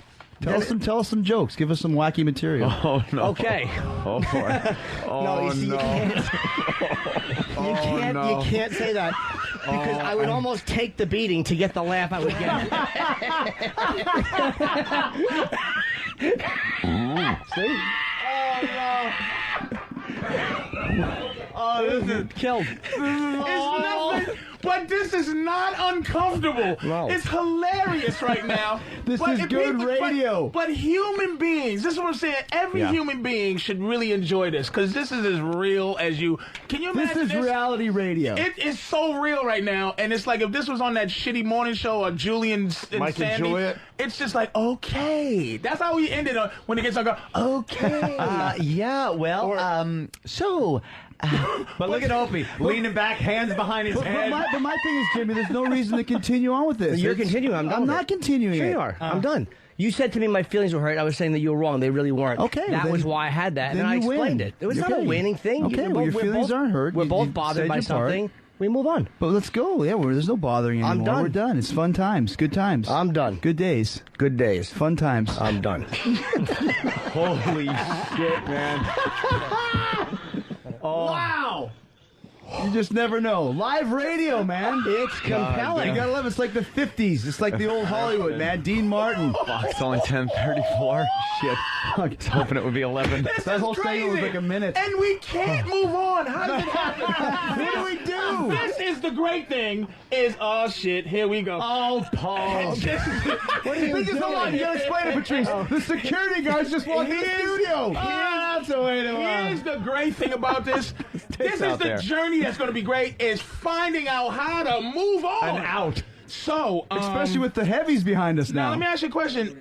The raised ink on the bottom cover, of the book. yes, it's how- red. It's raised. That's called. It's embossed. Embossed. It's And that's embossed. a special kind of printing press. Yes, I it think is. that It does was that. invented in 1965 by Yeah. Elmer Jones. Bring Red Rum in. Red Rum's going to get naked to try to calm everyone down. We did notice that nudity Nudity. does always- solve that- the world's problems. That breaks the ice. We're going to attempt. That does. If there was nudity at peace conferences, at ooh, here we go. Oh, she has double piercings. Actually, a triple piercing that we can see. Is that, is Wow, and is she that got an more than explanation that. for a breast? Well, Wow, there you go. there we go. And that was just on command. yeah. The power of O&A. Just Little come in, nudity. get naked. Wait, You got have a recovered beautifully, by the way, from having a baby. You look fantastic. Oh, she just had a kid? Yes. That's good to throw All that in to right. really sexy it up, Jim. No, but I'm Thanks. saying I'm complimenting her. She looks beautiful. Now you see, What's with this guy? What's the matter, Jim? What? Bring up that she has a baby. We're all looking at her real nice. You got to bring up that she's got a baby. Because everybody knows she does. the fuck is Now the you matter didn't with know. you? Now your fucking feelings are Why are hurt. you on my case I today, just hurt your man? feelings. She the looks fuck? good. What is going on? I can't even be nice in compliment. What the fuck is going on I'm with you? telling her that she looks very sexy. Everybody knows she had a baby, so I'm saying We didn't she looks, know. Well, you didn't know, but she knows. Yeah, and he knows. And Now you know, and I know, and everybody knows. McGarity knows it. And the thing is, when a woman has a baby, every woman is self-conscious about her body, and I'm telling her she looks fantastic, and I told her that before. sociopathically, on a sociopathic level, focused, and he is like this, a nasty little man. He will not stop. What's it gonna take? I'm not in a nasty How far you gotta The go? Cobra clutch. Did I not? There's no. Did I not What's it tell you gonna- before there's that no you look limits. good? But you're using her awful after birth titties to make a point. Jesus. To make a point about the situation. And I don't like. We I don't know like. what you're doing. I don't like what he just did, which is use this excuse to get that mean titty joke in. Who do you think you're bullshit? He just You worked. know she had a baby. He just I worked thought they were you. awful titties alone. He just claimed you. He set you up. He used He us. set you up. You used us to get a mean I titty feel joke like we're out. minutes away from a Royal Rumble. Call more security. Help us. Yeah, you know what? We don't need security. Don't We insult I Chris hear Jericho. Jimmy Hold on, Norton got his feelings hurt. Is that what happened? Don't insult Chris Jericho. Leave the studio, Yes, Master please. There's Paul. everybody. There's no. That's What the silly. fuck? That's kind of an insult, to be quite honest. Oh, that the security came He in? was only Chris doing- Jericho's Is that a why he came in? professional. He was thinking that come Jericho on, was man. getting. First of all, I'd be in big trouble before Poe got there, but it was not Dude, necessary. come on. Chris Jericho's come a professional, on, guys. and he He's knows rich. that the lawsuits. Believe me, I have no dignity problem saying that I would be cameras on fucking. in here. I would There's cameras. sue Jesus him in a Christ. second. Oh, would that be great on? How funny would that be on YouTube? Just you pounding Jimmy in the face. And just him suing Chris Jericho. They do it in slow motion 20 times. It would look like when Smith got hit in the Matrix. Your cheek would just go in. Tell your jokes now, funny boy. Norton National Wrestling is the NNW as he owns everything. He sues Chris Jericho. That's why the security came in. I just figured that out. Thank you, Holy Chris. smokes. No, I don't have a pot to piss in or a window to throw it out. You're fired. Thanks to you. This is because we used to do on Tough Crowd. We would get into these. We all would do it. I watched it. We would just be like, "You and have this quiet, you cocksucker. Did you just, And then it's like, all right, I'm gonna fucking do this to you, and then I'm gonna do this. It's just uncomfortable. This is just, that's what we do. It's just uncomfortable. It's just, I want it to continue, and it's just, after a while it just gets old, but you just want to just have this go on and on. This is a memorable show. Of course. And what's wrong with Red Rum's tits? They look like... Oh, no. I think she looks great, man, for real. They look fine. I'd fuck them. I mean, it's not like I'm just saying. She's mad. Yeah. Hey, look. And the guys are come on in. And the crowd is getting mad that everyone's turning And on the us. psycho she's married to is going to be angry. Opie is He's funny. a psycho? Oh, Let me he see. certainly Where's is. that? Which one? This guy? That guy's insane. Oh, he just looks crazy. Look at the size of that guy. He looks like the guy that beat up I fucking think she's Linderman. hot. And he don't look like he got enough money to sue. That's your bike? Mike. Here's the thing. This is the thing. Now, here's where I think it's unfair in life for this. It's like, okay, I don't want to know all the context before. I don't want to know the whole story before I make a titty joke. And I don't want to hit the whole story. You don't have to hear the whole fucking story till you go, I'm going to try to make this funny. So she pulls out her little tits, and they just look like little scared things, and I gotta comment on them without having to fucking go. I have to now be a man with whatever. If my girl pulled out she had stretch marks on her ass, you know what I mean, and come back and goes, Jesus, ass looks like a road map. I don't want her to go, look at my big nigger boyfriend who's going to fight you. I don't want to deal with that. But that's what he'd be thinking. I am focused on the titties. I'm not getting into, oh, sorry, now I have to go deeper into your past. Like, my family, I come from a family of baggy little titties. A couple minutes ago, we were talking about holding and then I got to hear his story. But you know how many niggas I killed? Right. I don't want to hear What that happened shit. to our fun show? It's still fun. It's still fun, fun. Chris. You know the best thing is, Opie, really earlier you were is. saying it's sometimes it's a grind. Like, this show, you will remember This show. isn't a grind today. No. This show will be remembered. Nothing personal. Well, that's what happens with comedy, though. It's okay until like a joke gets too close to home. We talk about that on the show all the time. There's things we joke about that personally I don't like, but I sit here in silence and deal. That's comedy. Very I learned broad. this in college. This is That all is I a- learned in college. yeah. That is a- good is good if it's good But for me. that's a- Everybody's upset with what affects them. That is exactly. That is the general definition of comedy right there. You're fine with stuff until it hits too close to home. Right. Shit, my mother that's can where lose all her feet. But you think I don't fuck around with diabetic? Well, Dude, it's I just think is what it is. Yeah, I think you're a rare. You're a rare human. Yeah. Not for a comic, he's not, though. I mean, as a comic, that's the way comedians think. Nothing personal, Precious. You don't have to have your murderous husband murder me. Look at me. I shaved all my hair off and I'm going to kill you. Don't forget. I want to know. It's nothing personal, Precious. Why no? You could have been spectacular naked. Hold on. Why no panties though? I never wear underwear. It's freezing out today. though. But how come you Wow. Shirt That tied must- around. how come you came in and got naked on cue? Is this something? Do you do this quite often? Okay. Yeah. So, okay. On Pal Talk. Perfect. So she's in case of uncomfortable situation, break glass. She comes in and gets naked, and everybody's cool again. Dude. You know what I'm saying? Dude, come on. Dude. Like that's the thing. Like, how would I? It's impossible to figure out. She comes in and will strip naked in front of people she don't know. But there is a psychopath with her to guard her against certain things. Rape. But not the idea. Right, rape, but not. But you you can't. It's impossible. You can't do it. You can't fucking do it. That's why everything is on. You can joke about every fucking thing. Everything. And then you deal with the consequences later. And motherfuckers don't deal with consequences in terms of being funny. Dude, I got kicked in the mouth, chased home with knives for being funny and go, shit, I'm going to be funny tomorrow. Motherfucker couldn't stab funny out of me. You sure that was for being funny? Or trying to be. After I dropped that blonde girl off. I told the joke and her father chased me. No, that wasn't it. It's just you have to go for it, baby. You got to. And Chris, this is not uncomfortable. It really ain't. This is a new thing. This is the new thing. And you gotta.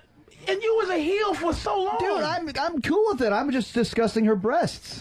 That's what I was just curious about. Right. And the breasts are out. Those are fun. But, I'm say But that there's again. nothing. They're fun. I like them. See, now I want to get into a wrestling match with Those Chris. breasts aren't fun. In what game? They're fun. They're perky. They're bouncy. They got There has to be nipple a rings. context to But they that. got nipple rings in them. That's And cool. the context is this: I would in a minute. But you just, if it was my girl, I would just go, hey, what's going on? They're just, because I got. But you just said good. Yeah, you just said good is good if it's good for me. Yes, That's what it is. That's good for me. Look It's at good. Patrice's hands. Yes, I like it. yeah, my I hands like are her. different. I would have to I would have to squeeze those and suck them through the fist to have fun.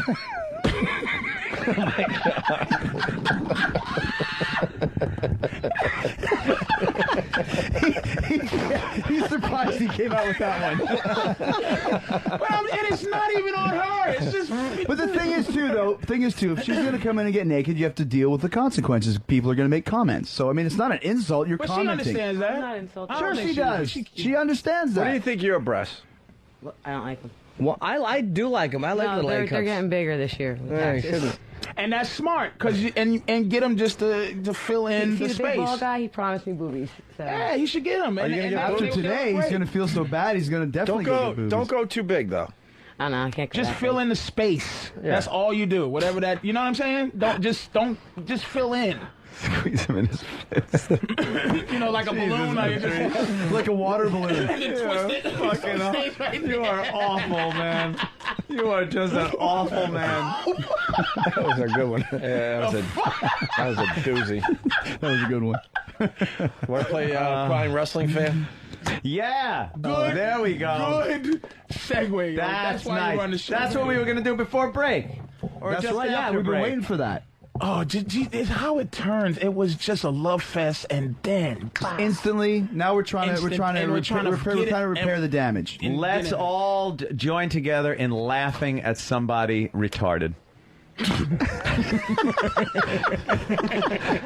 Let's see where this goes. Because I'm sure that this gentleman you will hear from is not of sound mental state. It's a famous clip. Do you know Yeah. this clip, Chris? I'm not sure. I don't know. Were we looking over here? Or yeah, here we yeah, go. this Let's guy. play this. On E-Bomb's World. Let's get the sound. Go. Please.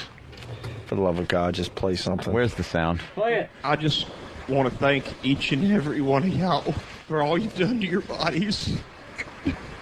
It's still real to me, damn it. I mean, thank you. Take it easy, man. Thank y'all guys. Y'all are awesome.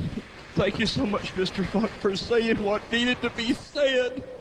I don't want to see it. I don't want to That's not real. Oh, You've never yeah. seen that? No, That is that's legendary. real. He's a interviewed little the guy. Yeah, upset it's real. about the whole That's like wrestling thing. the Britney guy. Britney, why? Yeah.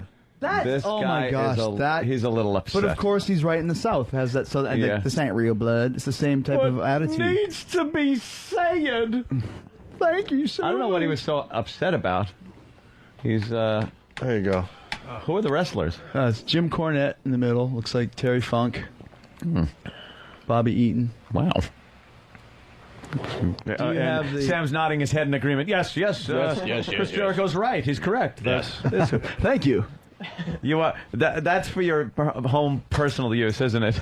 What? What you're videotaping. Well, there'll be like a few clips. Are you online, going to invite your little friends over for like a WrestleMania? I don't have- and then go, by the way, before WrestleMania, I just want to show you a few of my like home movies. You might enjoy Chris Jericho. Yeah, and then you'll play that, and your friends will be like, "Wow, you're neato." No, I'm not 8. The rusty. As I know What did you call him, Patrice? The rusty-haired. What did you say? Rusty-headed white little Negro. Rusty-headed little Negro. Poor Sam. Sam was related to Thomas Jefferson, and he's true. He looked up his genealogy. Wow. And we all know Thomas Jefferson did A lot of the partake in a Jefferson little, part. kind of went out into the. You sure it wasn't the George field. Jefferson? Sherman Hensley fucked his mom in the back of a Buick. So that's funny. No, that didn't happen. Oh, okay. We were waiting for an answer. All right. Do you want to ask Chris Jericho a question? Wow. Yeah. Yeah. How does it make you feel good to know that after like being gone for 2 years, that there's this much hype about just a possible comeback? That knowing that you still No, have. it wouldn't make anyone I'm feel saying, good how to does know it- that they're wanted or appreciated in what they do. it. Oh, You're fired. You're fired from the Than and Sam show. for such a stupid question. Go ahead, ask him another question. Ask him another stupid question. What kind of ambiguous question was that? That question. It was, first of all, it started as a yes or no question. Do you think it's like yes or no? What no a matter what. fucking shitty question. And then as you went into it, you took no out of the mix. All he could say was yes. Ask him how big he's packing. Something interesting like, wow. Try again, Sam. That's interesting. Try again. Yeah. Okay, try something else. All right. Who has the biggest monster in the business in terms of you just go, what the fuck? There's a guy called Too Cold Scorpio. 2 cold Scorpios packing the monster wood? Radiator hose. That's fucking figures. Ridiculous. That's fucking figures. Ridiculous. Why, And there who was is he? He just is a funny-looking black dude, and funny-looking black dudes just got a monster wood, man. Baby arm. Played like a 70s baby's pimp arm for a holding an while. apple. Holy shit. 2 cold fucking score. That's why he did that move where he flipped. Because Yeah. he just would have something just would protecting him. And right on his balls. Wow. Yeah, the momentum from the unit take him right over. Exactly. That's all right. My balls get me from dying, nigga. Okay, Sam. When I was a child, I saw something. Go ahead. Last week, would you ever allow Ralphus to return? Ralphus was my weird sidekick guy that he used to drive the truck around, drive the lights, and he had like no front teeth and had these spike incisors that stuck out of the side of his teeth like punji sticks from Vietnam. And I dressed him in a half shirt that said Jericho Personal Security, and he was just this weird guy that used to just come to the ring with me as kind of a funny thing. You still alive? I don't know where he is, man. He got weird. He was like just a truck driver. The next thing you know, like the girls were talking to him and people were chanting for him. I'd be getting like really big heat with the crowd, like, you suck, and then turn around and people would be cheering because Ralph was on the other side, like waving at the crowd. And I said, you can't wave at the crowd. We're bad guys, but these guys they're nice people. They're cheering for me. They're very friendly. You hate them. No, they're really nice. This guy just didn't get it. So I don't really know what happened to him, but he was literally a truck driver one week. The next week he was on TV and everyone was chanting his name. And I really don't think he really understood what was going on. Like, he was banging broads in his truck outside of the arena. He would be taking flowers from girls like at ringside. Like, people just went nuts for him. Time of his life. Exactly. Now he's wondering, I don't know what happened. It was fun, but I don't know what happened now. So I guess the answer is no. No. Jeez, man, you had to make some interesting. Exactly. I'm doing the best I get. Why don't you ask him what hair care products you use? Because his hair looks lovely. 2 hours we've been here, and that's the best you got. Give me something better, man. Not even 2 hours we've been here. You're a fucking wrestling fan. Yeah. Years. All the stuff that's went down today, fun stuff, heavy stuff, everything in between, and you ask me, do you like your fans? If I had asked Patrice's penis question, I would have been considered a gay guy. You just can't win, Sam. No, I don't know. Fan. Thank you for your question, Sam. I appreciate it. Sam. Just ask a goddamn question that somebody wants to goddamn hear. Like, if they were here, you ask a question for them to do. After your question, 5 people turned up their radios to get the answer. That's 5 people, though. That's pretty good. It's wonderful. We're talking to 1 million. Nothing. Let's go. Give him another one. Last chance. If he's not your favorite wrestler, ask him something interesting about your favorite wrestler that you want to know about. Well, he is one of my favorite wrestlers. So then ask him a favorite wrestler question. How about, Poor Sam, man. Not a newborn infant question. It's like a 3-year-old. Mr. Jericho. He has to be fake with you right now. You're making him sick. Am I making you sick? He's not going to say that because he knows that he's a good guy. You ask me anything you want, bro. what Here's your saying? last question. See, And Patrice is right, by the way. Think about this, Sam. Think that a lot of wrestling message boards, no matter what we do, if we mention wrestling, the boards get slammed. Now, of course, with everything that's been said and stuff today, there's going to be a lot of information on Chris Jericho on the message boards. You have the opportunity now to ask him a question that's going to end up on all these boards. You'll be kind of like a wrestling board celebrity. Oh, wow. But it's got to be a good question. Yeah. Why is that a pressure question? I don't understand. What the hell is the matter with you? Did you feel slighted when you were kind of pushed out of the main event scene towards the end? I mean, right at the end you were banging on the main event. Wow. Horrible to horrible. Wow. When you were pushed into middle cards, how did it make your life feel? Yeah. Yikes. That's what he was saving up for. Wow. I'm saying I thought that you should have been the main event. When you're on the road to has-been-dom, was it really rough to... Next stop's the real life. Now. And it's just the same question he asked, except for now it's uncomfortable. Like, Yeah. Okay, hey, do you enjoy when you do the moonsaw? Yes, I do. Do you enjoy when you would bump down to middle card and wrestling right before the guy who dressed as the Green Lantern? Do you like cake? How do you feel to wrestle? How do you feel to wrestle without the TV cameras on? How do you feel to be in the high school gymnasium? How did it feel to wrestle on the Allentown wrestling tour? When you went from main eventer to jobber before the cameras came out. The guy looks like a Green Lantern. When you started being Gangrel's Did it bother you when all? tag team partner. Did it bother you? Oh, God, did he suck? when they made you put in vampire teeth with Gangrel. Here's a literal Vince story. You're talking about Vince firing people. Here's a Vince story. Gangrel was a vampire guy, for people that don't know, and he had one of the coolest ring entrances. Right, he would come up from the bottom, fire, and he looked cool. He had something, that but guy. just wrestling wise, it just wasn't there. But he wore a shirt. And they kind of didn't know about it anyways. And he was wrestling, and he took a bump. And when he took a bump, his shirt came up. And I was sitting right by Vince. Vince was watching the show. And this big roll of flag came out of the shirt. And Vince looked at it and went, ugh. The next week, Fired! You want to eat like a pig? You can live with them! You're fired! That's right! Pack your stuff and get out! You and your fat roll! Leave! Just picture that. That's disgusting. You want to represent me? Get out! I can't believe what a fucking mediocre nobody Sam is right now. Just nothing. Stinking up the joint with these fucking questions. Nothing. He's had time to think. All right, now. here we go. Let's go. here we go. Just picture all the websites that are going to have this question. And then later today. Sam asked. And then Sam asked. This It's is gonna be on great. all the It's great wrestling for you. sites. Let's go. What was politically? What was it like between the differences between the WCW locker room and the WWE locker room? Bigger That's not a bad question. That's not a bad question at That all. is a See, good there you go. question. After 5 tries, you got one. That's a good Bingo. question. That was a good question. WCW was very strange. It was very much a hierarchy. Wherever you came in is where you stayed, like an Indian caste system or something along those lines. So all the guys like the Hogan and those guys, they were kind of running the show. And guys like myself, even though we were working hard and people were into it, didn't ever really get any care or respect from the office.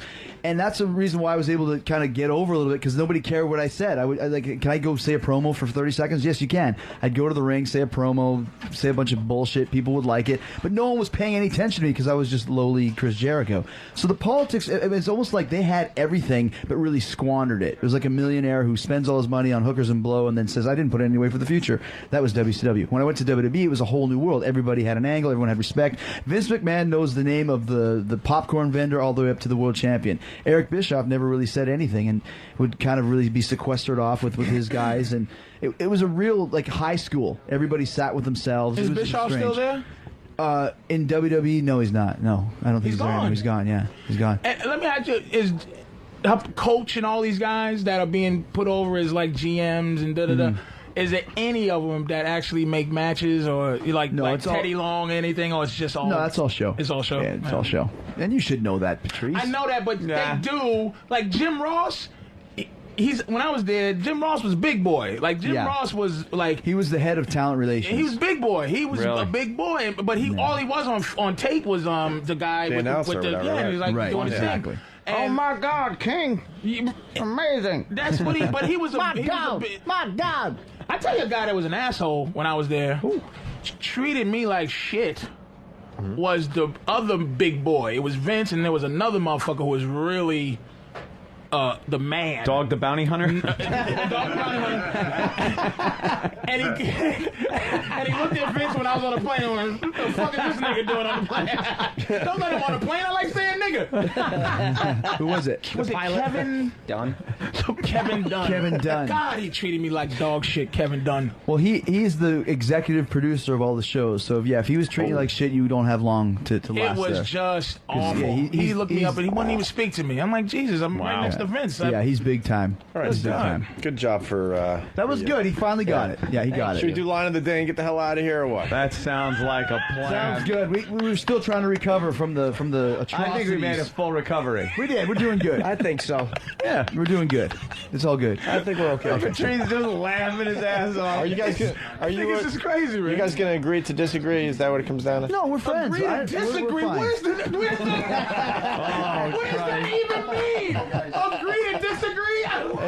It's a bit we do on the show, Patrice. Of course, it means nothing. That's the point of the whole fucking thing. We just hate when people say that, so now we do it on our show. Look at how they usher the audience out. Disagree. The audience is leaving in protest. They usher them out so we don't have to sit here and take pictures with all of Yeah, them. yeah. Oh. Ask questions and they can take sides on our arguments. Oh shit! No, we just don't want them to see the bloodshed. No They won't witnesses. see me exit. They'll just see like one of my shoes and my bloody sweat jacket.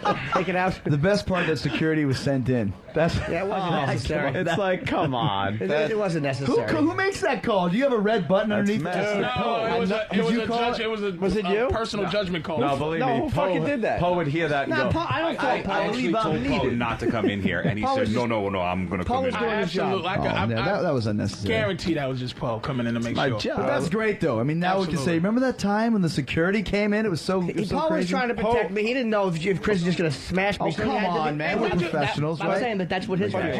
Chris, when you is a take pro. that? When you take I don't this? think he'd punch you. I'm not saying he would, but How are you on? That's and I thought that was Chris Jericho right there. I'm sorry about that. you're making It's not a joke on you. It's a joke on You trying to fucking make a situation, motherfucker. Not him. You think he It looks was like a Ellen joke. DeGeneres? You're saying I'm making was a I'm joke. saying- It's a joke on I would Ellen. have to say, if you're saying I look like Ellen, the joke is a joke on him. Patrice just said you look like Ellen DeGeneres. Did he just say I look like Ellen DeGeneres? Is that what he just said? He fucking did. He goes, when did you take this? We all looked up and there's Ellen DeGeneres. Dude, if we were watching King Kong and someone said, look, it's Patrice, you'd go, oh, that's the joke on King Kong. I'm just trying to a context we can all I appreciate. apologize. I meant it right. Very clear. That's what I'm That just was trying to be. What were you getting at, though? Was that it? He said I'm skinny. You dance, you're a lesbian. But no, earlier he said I look like I was from a concentration camp. Yes, I I was feel like, like I can't hear you. it would have been me going, hey Ellen, but going to Ellen. Hey, listen, are you coming back to wrestling with that 2-2 thing? But I couldn't say anything to her, so it was like I was saying that to her, but he was. Yeah. I'm so So lost. I have to. That makes sense. Yeah. And I see your apologize. side. He compared I'm very Jericho to sorry. Ellen, but he's saying that the punchline was Ellen, not Chris. If Ellen was sitting here and Chris was on TV and you go, hey, look, then it would have worked. Absolutely, and that's where it went. Yes. But then we also wouldn't have had that earlier situation if it was Ellen. It would have been a lesbian I've thing. completely forgotten. Would've Yes, been a lesbian Jimmy thing. would have blurted out some insensitive lesbian joke, Of course. and she'd have kicked his ass. All right. God damn it, boy! This has just been This is the Wild West. It has, hasn't it? It's just been It a has. lesson We've run in- the in gamut. Take your faux fucking pas. hat and go to the Cotton Club, you motherfucker. I know. He's just like the American Gangster dude. The bitch around and We're not leaving until we see that Brother Joseph has proper medical attention. I'm going somewhere and get a cockaline right now, baby. Rob. That's an amazing hat. It's got a feather in it. It works. All right, Patrice. We learned today that Chris Jericho is coming back to the WWE. Let's not forget that. And, Ooh, he did not deny that. well, I mean, at this point, what's the Wrestling point? sites What's have the fun. point, exactly? What's the point? Yeah, exactly. Why bother? So it's a yes? Well, you know, I got a book tour for the next month, and after that, we'll see what happens. We just beat him down. That's gonna, you know At something this though? point, he's like, oh, fuck it all. That right there is gonna scoop your great questions But the on the thing- wrestling websites. Yeah. Yeah, exactly. Everyone's gonna know, but that's the speculation that's going on. So, and I never denied or confirmed anything. So, Usually means it's true, by the way. well, you know, yeah. You know. Alliance, Do you know to get my truck? Sorry. let's let's make it perfectly clear. Chris Jericho's book is A Lion's Tale Around the World in Spandex. Getting great reviews from someone I respect a lot as far as writing goes, Mick Foley. He's written some great books over the years, and he writes thoughtful, thorough, and laugh out loud funny. Jericho's book is a winner. And he was kind of scared that your book was funnier than his. Well, like I said, that's the idea. Hopefully we'll get that. Come on down to, where am I at? Borders? 100 Broadway in Manhattan at 12:30. You'll be there signing copies. Come on down and insult me. It's Insult Jericho Day. Wow. Are you coming back, Jimmy's going to be dropping in for that one. To hear? Guys, this is fun stuff. Yeah, it is. I have no problems. Have a great time. Sometimes you get into deep discussions. This is what we do. You know what I mean? Jimmy, talk, brother. Come on. We had a deep discussion today. Everyone has opinions. Yes. There's no lasting things. No, not at all. It's like having a beer talking about the Mets or the Knicks or the Mets and the Knicks. Do you like basketball or baseball? Basketball players playing baseball. It's perfect. Sounds like an idea. Yes, and I'll be in Queensbury tonight at the Saratoga Comedy Club. In that shithouse Sweet Basil restaurant, so come see me there. And hopefully, that's enticing. Hopefully you'll be funny. Hopefully you'll be funny. Let's hope so. It'll be a first. But if you can make it, come on, be up there. Saturday early show sold out, so try the other three. Wow, and Patrice's Stress Factory, 732-545-HA tonight and tomorrow night. 2 shows tonight with that revolting phone number, and 2 shows tomorrow night. The great Patrice O'Neill. Thank you, Jim. And of course, Chris is doing his book signing today at Borders 100 Broadway in Manhattan. And there's going to be a line, so get there early. You do Best Week Ever still? Not Best Week Ever, but we just filmed I Love the New Millennium. And even though it's only 2007, they're already doing that. So. Oh, okay. I want to thank Quick from Harlem Nights also. For I am going to wear this hat, man. I knew it, but it's going to happen. I'm just going to wear my goddamn hat. No, we learned when you wore that fucking Pink Panther shirt, and we didn't give you any shit about it. Right now, Oscar Madison's head is cold. This guy came in with a Pink Panther T-shirt one day. And we didn't give him one fucking word about it. Not one word. We let him slide for whatever reason. Y'all some sneaky bastards. You know a lot of little, Quick from... That is a fucking amazing reference. You know right something? there. I wish I could sit here and take credit for that. But then there's the bell. It starts the 3rd round. I wish I could take credit for that, but that was handed to me by... Danny. Danny Who came up with it? Was it Danny? Danny. Yes. All right. Danny Googled blacks and hats. See, that's good. That's funny. That's the true comedy. These fucking two. These two. We're going to the club Chris after is that. a goddamn troublemaker too. Yes, of course he he is, thinks of course. he's slick because he's smarter than probably 98% of all the wrestlers. They don't know when he's being an asshole. But the thing he knows that's jabbing him is his validation of each joke. Yes. Now that was good. And then I'll say something. Chris is fully aware of what he's doing. You are, See, man. now I'll For the people out there, this thing is still going on. You just got to listen very closely. We'll have to bring the rematch back. You got to hear the little jabs that have been going back and forth for the last 40 minutes. I'll say something. The great Khali doesn't know when he's doing that to him. That's Jimmy, don't let Patrice stir you up, man. No, Patrice is right. Of course, I'm not stupid. Like, you think I don't know? Like, gee whiz, thanks a lot. He liked that one. Fucking 40 years old. He just did the ball thing. That's funny. Let it be said that Tim's been jabbing back too. You just got to listen really closely. But of course, I know that that's what it is. So then if I'm like kind of shitty about something, he'll go, "What? We let it go." You know what he is? He's passive. He's a passive aggressive monster. Yes. He's a passive aggressive monster. Passive aggressive. In his ass. I almost made it out the door without you figuring it out on air. I liked this. No, we were fully aware. We just wanted it to play out because it was fun to listen to. At one point, Chris went, "Now that's funny," and Jimmy goes, "Yeah, thanks," and makes the face but it sounded like a thank you. But if you looked at the face, it was just like, "Yeah, thank you." You can't be able to fight and be smarmy. You can't be a smarmy ass and beat somebody up at the same time. You have to just... That's like telling somebody... What an asshole! And you love it, don't you? You love it. But that's why Chris Jericho's shit is great. I loved it when he used to do all that stuff during his matches and all that crap. But that's the equivalent of telling somebody the truth. Genius, telling somebody the awful truth. Like if somebody has an ugly girlfriend and go, "Hey, your girlfriend's a pig," and then winking him and poking him in the stomach. I got you. Just kidding, pal. Good Just call, kidding. man. That's right. Just kidding. Pew, pew. That's very good. Between us, I was just sitting there going, "Why is he?" And I go, "Oh my God, Jericho's Jericho's a goddamn troublemaker. I was feeling bad for a second, like, No, he absolutely an is. asshole, man. That's hilarious. He knows. Goddamn, good Manipulation one. You is my got me. game. Holy shit. He's been doing that his whole career. God, I know that's what we wrestlers. do. I know wrestlers hated you. There's only like 3 that liked you. I already know. Yeah. I just No, know. yeah. Son of a bitch. I'm gonna pee my pants. Do we have to do line of the day, or what should? Oh, that's funny. All right, BowDogFantasy.net brings you line of the day. It's for fantasy football fans everywhere. BowDogFantasy.net. Check it out for yourself if you play some of that fantasy football. BowDogFantasy.net. Here's a runner-up line of the day.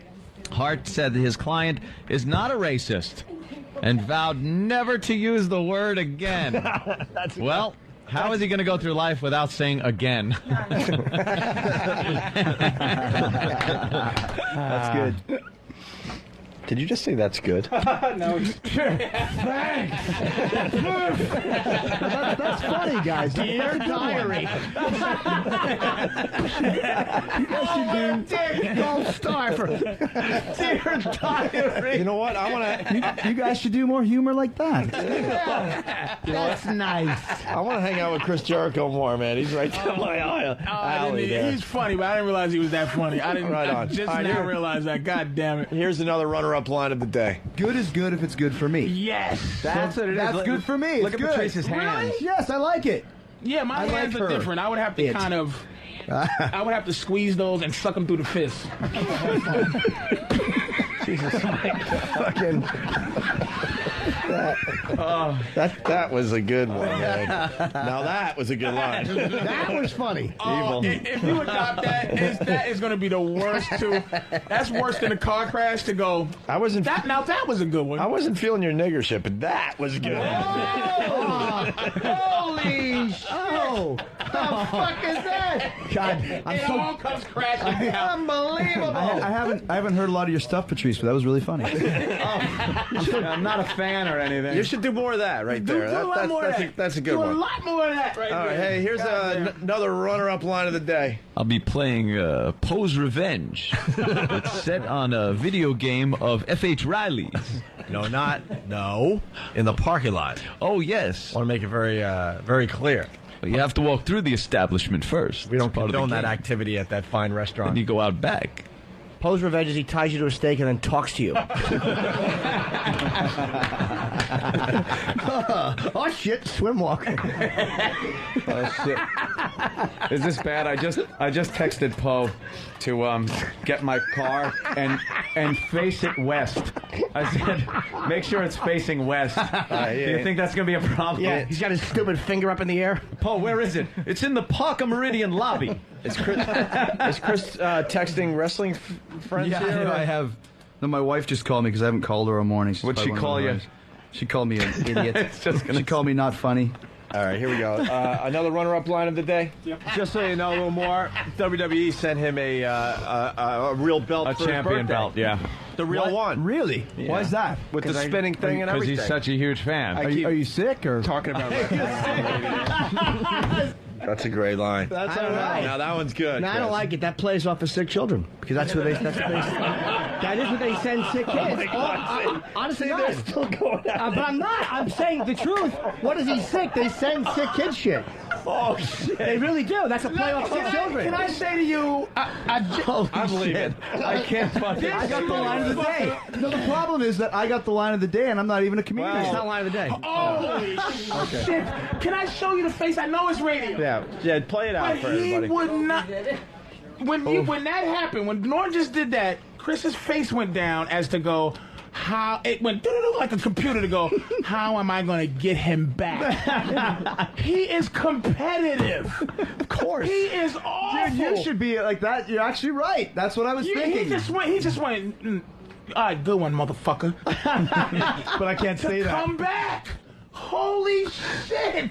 This was one of my favorite fucking radio shows of all time. I found out Chris Jericho is just horrendous, and Norton is just pure. His whole body is a heart. I know he's shaped like a inside of a body, like an organ. He's shaped like a liver, but he's all heart. This is better than the main event at WrestleMania.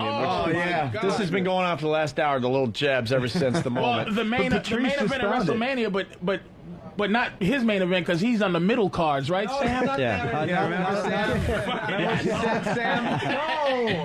Yeah, that's right. Dress sock I eyebrow. worked in a battle royal on WrestleMania once. Sam wanted to ask this question: is it true that you had to write a book because the WWE doesn't care about you anymore? And you needed something to do. You motherfucker! What is this, man? Why is And by this the way, going on? there's fucking Opie's beauty. I want to say something awful, so I'll pretend so-and-so wanted to say it. We are learning the rules of comedy. And look at Anthony's looking at him like, hey, cunt face. Wait a minute. I did not. Anthony's not looking at him like that. This is the meanest show I've been on. This really is mean. You're pretty much watching a show just unravel in front of your eyes. This is so mean. A show we've built up for years is coming apart today. Jimmy's fucking pegged that right on the head too. Using somebody else. Well, because I think Jimmy's been waiting to get back at me because I kind of jumped in on the Jericho thing earlier. No. I think he's been waiting to give me a I just slam. noticed it. No, I just noticed it. Jimmy has been pretending to be him since that happened. he's been a doppelganger of Jimmy. He has went into another place. Oh my but God. Chris is still there. Also, but he's more political. Jimmy's just his little eyes with no eyelids are just open, and Chris is listen. like, ha ha ha! I want to get this little piece of garbage. All right, we got to get Jericho out of here. A Lion's Tale around the world in spandex. But here's your line of the day. Thank you, BodogFantasy.net. Uh-oh. Here's... Let's see what falls on staff. Oh, shit. Duck and cover. And then you got, in second place, manliest video games ever, according to Arthur'sPaul.com. Mike Tyson's Punch-Out from 1987. I remember that. Classic. Yeah, that's a classic, obviously. Yeah, I agree. As the other game, actually. Tyson's Revenge. Castro's could have been the same. Did I get line of the day? Yeah. Nice try, kid.